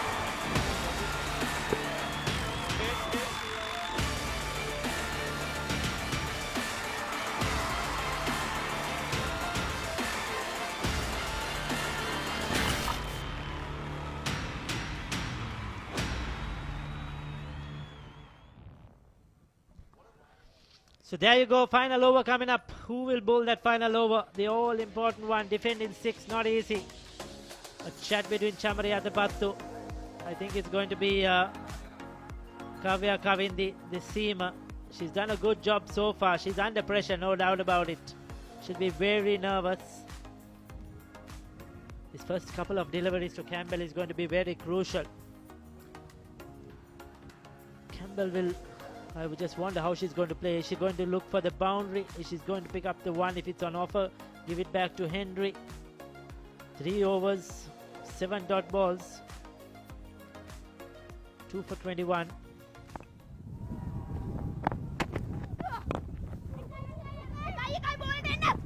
Campbell will run hard. Will she come back? Yes, she is. Oh, touch slow in the field there. The return wasn't quick enough to the bowler's end. And was thrown at the wrong end, Ricky. Charmaine Campbell tripped as she made the mark at the non-striker's end as she looked for the second. She slowed down, she twisted her ankle. You should apply pressure at the keeper's end there. A couple of run-out opportunities for Sri Lanka, isn't it? Have not gone their way.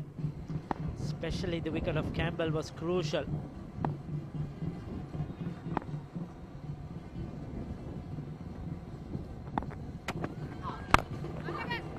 Right in the block hole, good bowling. Very good bowling by Kavya Kavindi.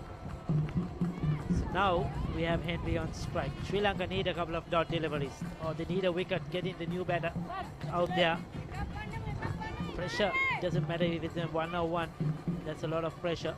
So this delivery is very crucial. And I'd like to see Atapat to bring the field in.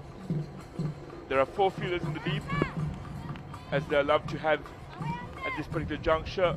But you have a new batter, Henry, on strike. Campbell at the non-strikers, then you have both a long off and a long on. Potentially like to bring one of them up to induce the big stroke over the inner ring. They've got that extra cover much straighter, and the sweeper cover is on the boundary.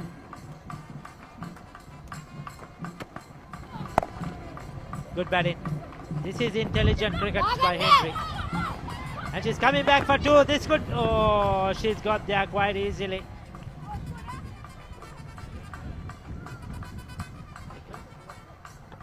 That was brilliant situational awareness by Chanel Henry. She was prolific with the ball and fittingly capping off the performance for the West Indies. Just one to win. Once again, the fielders on their heels in the deep. She was very slow to the ball, isn't it? West Indies saw that the fielder was not charging the ball. And the return had to be much quicker. So 1 of 3, get the field in. What will Henry do? I think... oh, that ball, golden. That was well bowled by Kavya Kawindi.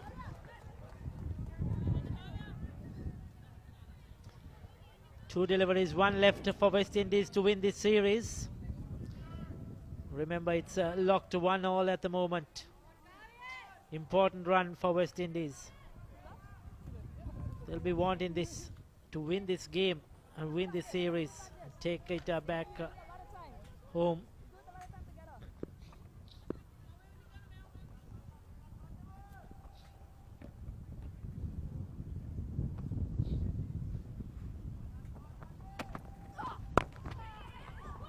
There you go. Henry does the job. Once again, needed a direct hit to have a close call there. But the West Indies have won by 6 wickets. It's a big victory for them in the context of this series, in the context of this tour. They won the series, the T20 series, 2-1. They lost the first game in the rain curtail. Second game, they came back and won that really well. And today chasing, I thought, was a good total. 142 is not easy. And they've got there with 6 wickets in hand, 1 ball remaining. And the seniors have led this West Indies team to victory. Taylor, Matthews and Campbell have been the stars with the bat. The top 3 taken on the responsibility and they won the series. Sri Lanka will be disappointed. After winning the first game, they would have thought that they could wrap up this series as well. They won the ODI series convincingly, 3-0. But West Indies have proven the shorter the format, they are up there as well. So well played, very well done to West Indies, to Hayley Matthews and their team for winning the T20 series. Well said, Ricky. A brilliant series for the West Indies. They were humbled in the ODI series, but the experienced trio, Shemaine Campbell, Stephanie Taylor and Hayley Matthews, have led the way. Stephanie Taylor with a match-winning knock in the second T20 and Hayley Matthews following suit today. And the icing on the cake was Shemaine Campbell's innings. And as David Rudder would say, it's time to now rally round the West Indies. But Chamari Atapattu will be proud of her troop. A brilliant ODI series whitewash. But yes, failed to capitalise at crucial junctures of the game. So some missed opportunities there for Sri Lanka with the bat. I thought they fell short of probably another 10 to 15 runs. Maybe could have got to closer to 150. And with the ball in the latter stages, a couple of missed chances, run-out chances really cost them. The ground fielding was a bit slow. They hung on to their catches, but the ground fielding was a bit crucial there. And the West Indies women cricket fans will be overjoyed. They'll be happy to see this West Indies girls come back and win the T20 series on away conditions here in Hambantota. They have done well, and once again congratulations to them. It was a good game. It has been an exciting series, this T20 series overall. Romesh Ratnayaka, yes, he'll be disappointed they didn't win the series, but overall he'll be happy with what his team, his squad, the girls have done over the last couple of weeks. We have seen some outstanding individual performances with the bat, with the ball.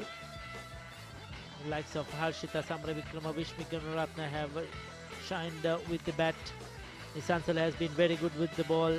Kumar Dasanayaka has been good with the ball too. Kavya Kavindi has risen to the occasion.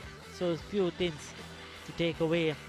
And Shemaine Campbell, I mean, she's not delivered right throughout this series. In the final game, we have seen what Shemaine Campbell can do. She has propelled the West Indies home with the 41 of just 30 deliveries. And the crucial factor is she stayed not out. She ensured that the West Indies were home, the vice captain. 33 of 30 at the top, 49 of 40 to Hayley Matthews. They were solid. But then they lost a couple of wickets. Nation Allen fell quickly, and Henry managed to see them through with Campbell. See the scorecard. Refereeing what Ricky said, Shemaine Campbell steered them home, as you see Sri Lanka's bowling card. The pick of the bowlers for me was Kavindi, 2 for 27, nearly completing a quarter of 4 overs. And Kavisha Dilhari underutilized by Chamari Athapaththu in this game. Just 2 overs, 1 for 11. Kanchana was economical, but there had to be someone else that stepped in and fulfilled the role that Afi Fletcher did for the West Indies throughout this T20 series. The 15-year-old Gimhani got her first over in international cricket against the likes of the West Indies. She's played a couple of games in the qualifiers before, but up against prolific opposition. This will be a learning curve for her and something she'll cherish going forward. And yes, as the West Indies clinch this series, it's also a pivotal one in the run-up to the T20 World Cup in Bangladesh in September.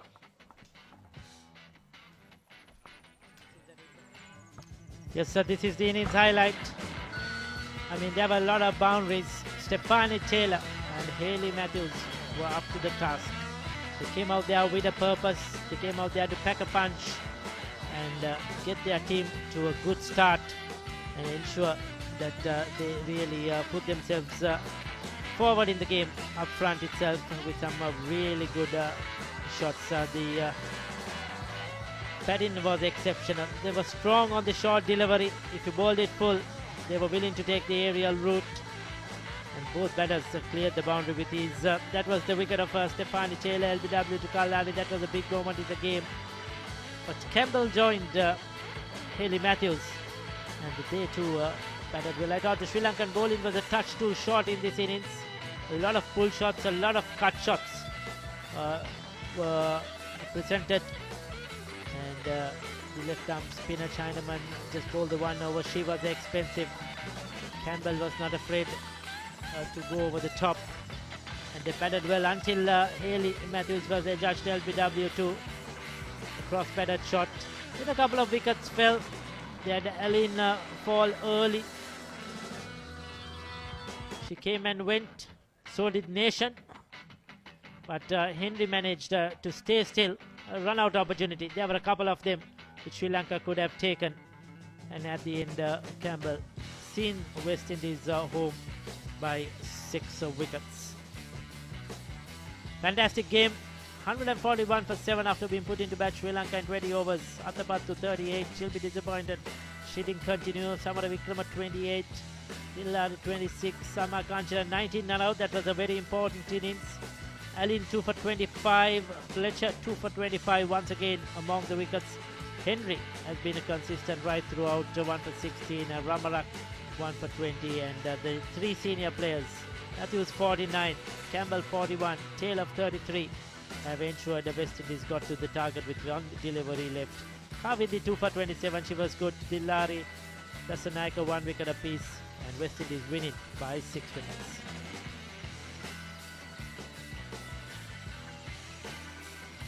So this is what's happened so far in this in these 2 weeks. The 50 over games completed. Sri Lanka winning 3-0. And the T20 series, West Indies coming back after Sri Lanka won that first game, winning the second one in a rain curtailed game by 6 wickets. And today also winning by 6 wickets, a convincing win by the West Indians. So the 2 series have been shared. Sri Lanka winning the 50 over format, West Indies the 20 over format. Well, we have the Lanka Premier League that will be coming up soon, 1st of July. And the first set of games will be in Kandy, the first 3 games. Then we have 5 games in Dambulla and the rest in Colombo, starting on the 1st July till the 21st of July. So the teams Jaffna Gaul, Dambulla and Colombo will be in action. You could purchase your tickets on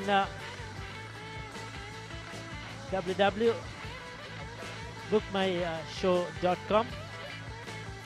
Purchase your tickets. As we mentioned earlier, there are different price ranges if you want to go and watch the games in Kandy. The tickets are out now.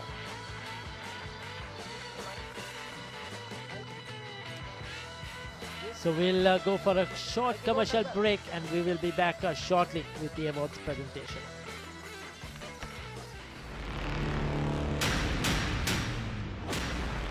Over the top. More tension, more excitement. In the field, plenty of smiles. Very positive stuff.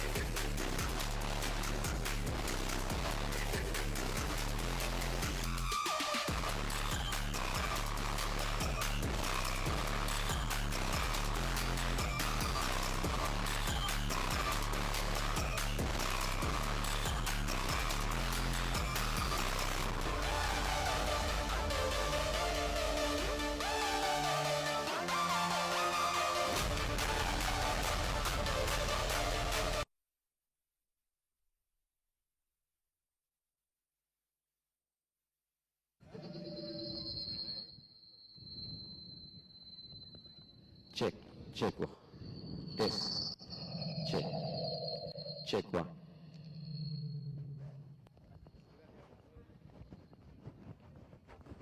Check one.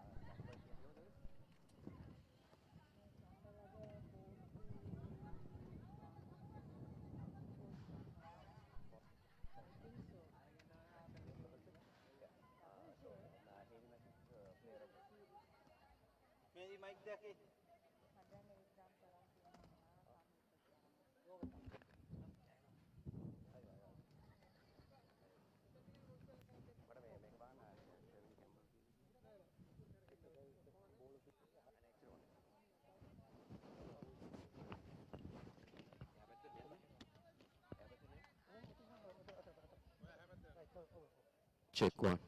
Test one. Check. Check one.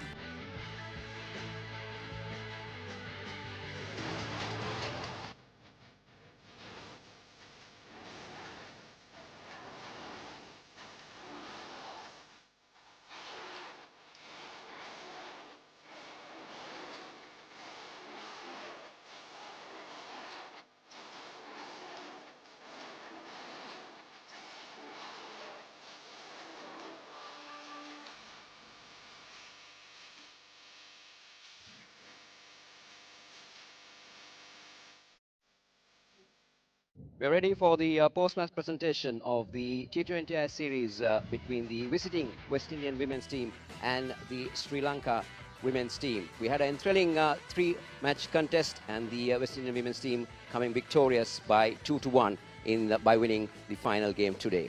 I'd like to call upon our ICC match referee, Michelle Pereira, to the presentation to give away the awards for the player of the matches and the player of the series.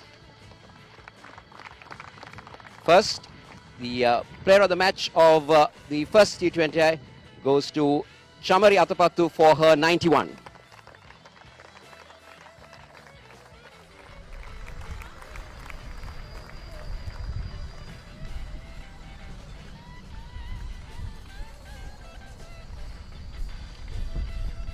And the player of the match of the second match goes to Afi Fletcher for her figures of 4 for 18.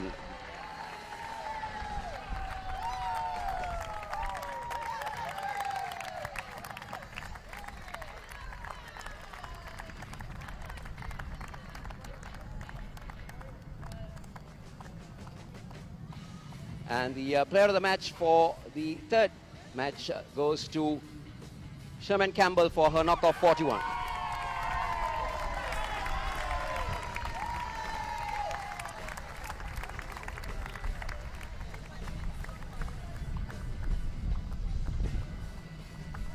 Sherman, can I have a few words with you? How has it all been now? The series finally getting some runs with the bat. How happy are you? I know that the run will come at the correct time, but me, I was being simple and just keep to my plans. And just today I really did it for the team. Morale boosting victory going into the next series? Brother, I got A good win going into the next series? yeah, definitely. This, people always remember the last thing they do. So I think today the girls came out and we did that exactly what we wanted to do for the year. All the very best in your future. And now we move on to the player of the series, and the player of the series goes to the captain of the West Indian team, Hayley Matthews, for her performance with the bat and the ball.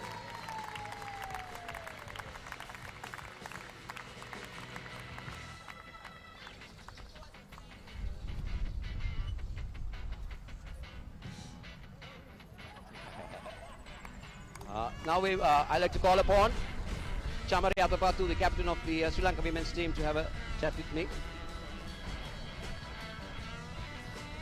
Chamari might have been disappointed with the outcome of the game, but happy with how the teams performed. Yeah, definitely.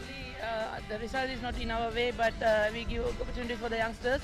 So 5 seniors not in the team. So I'm really happy about the way the youngsters playing today and last game as well.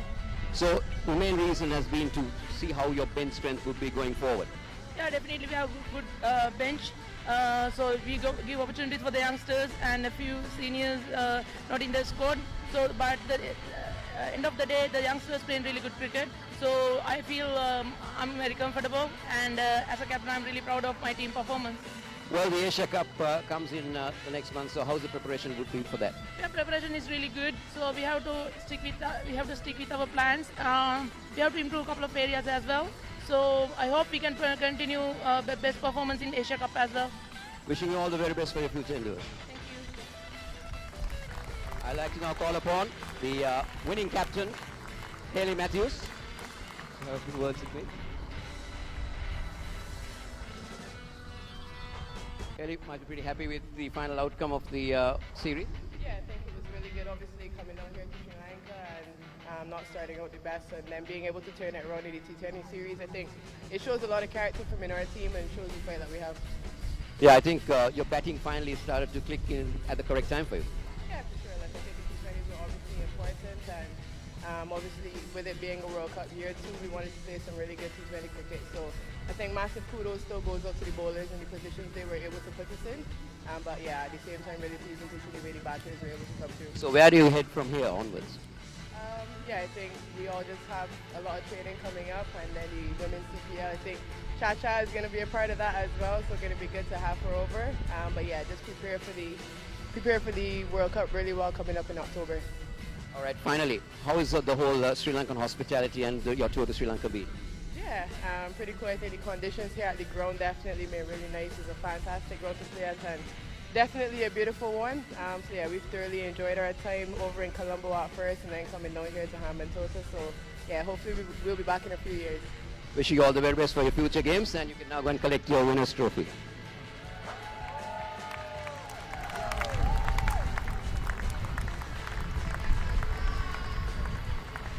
So with that, we come to the conclusion of our post-match presentation.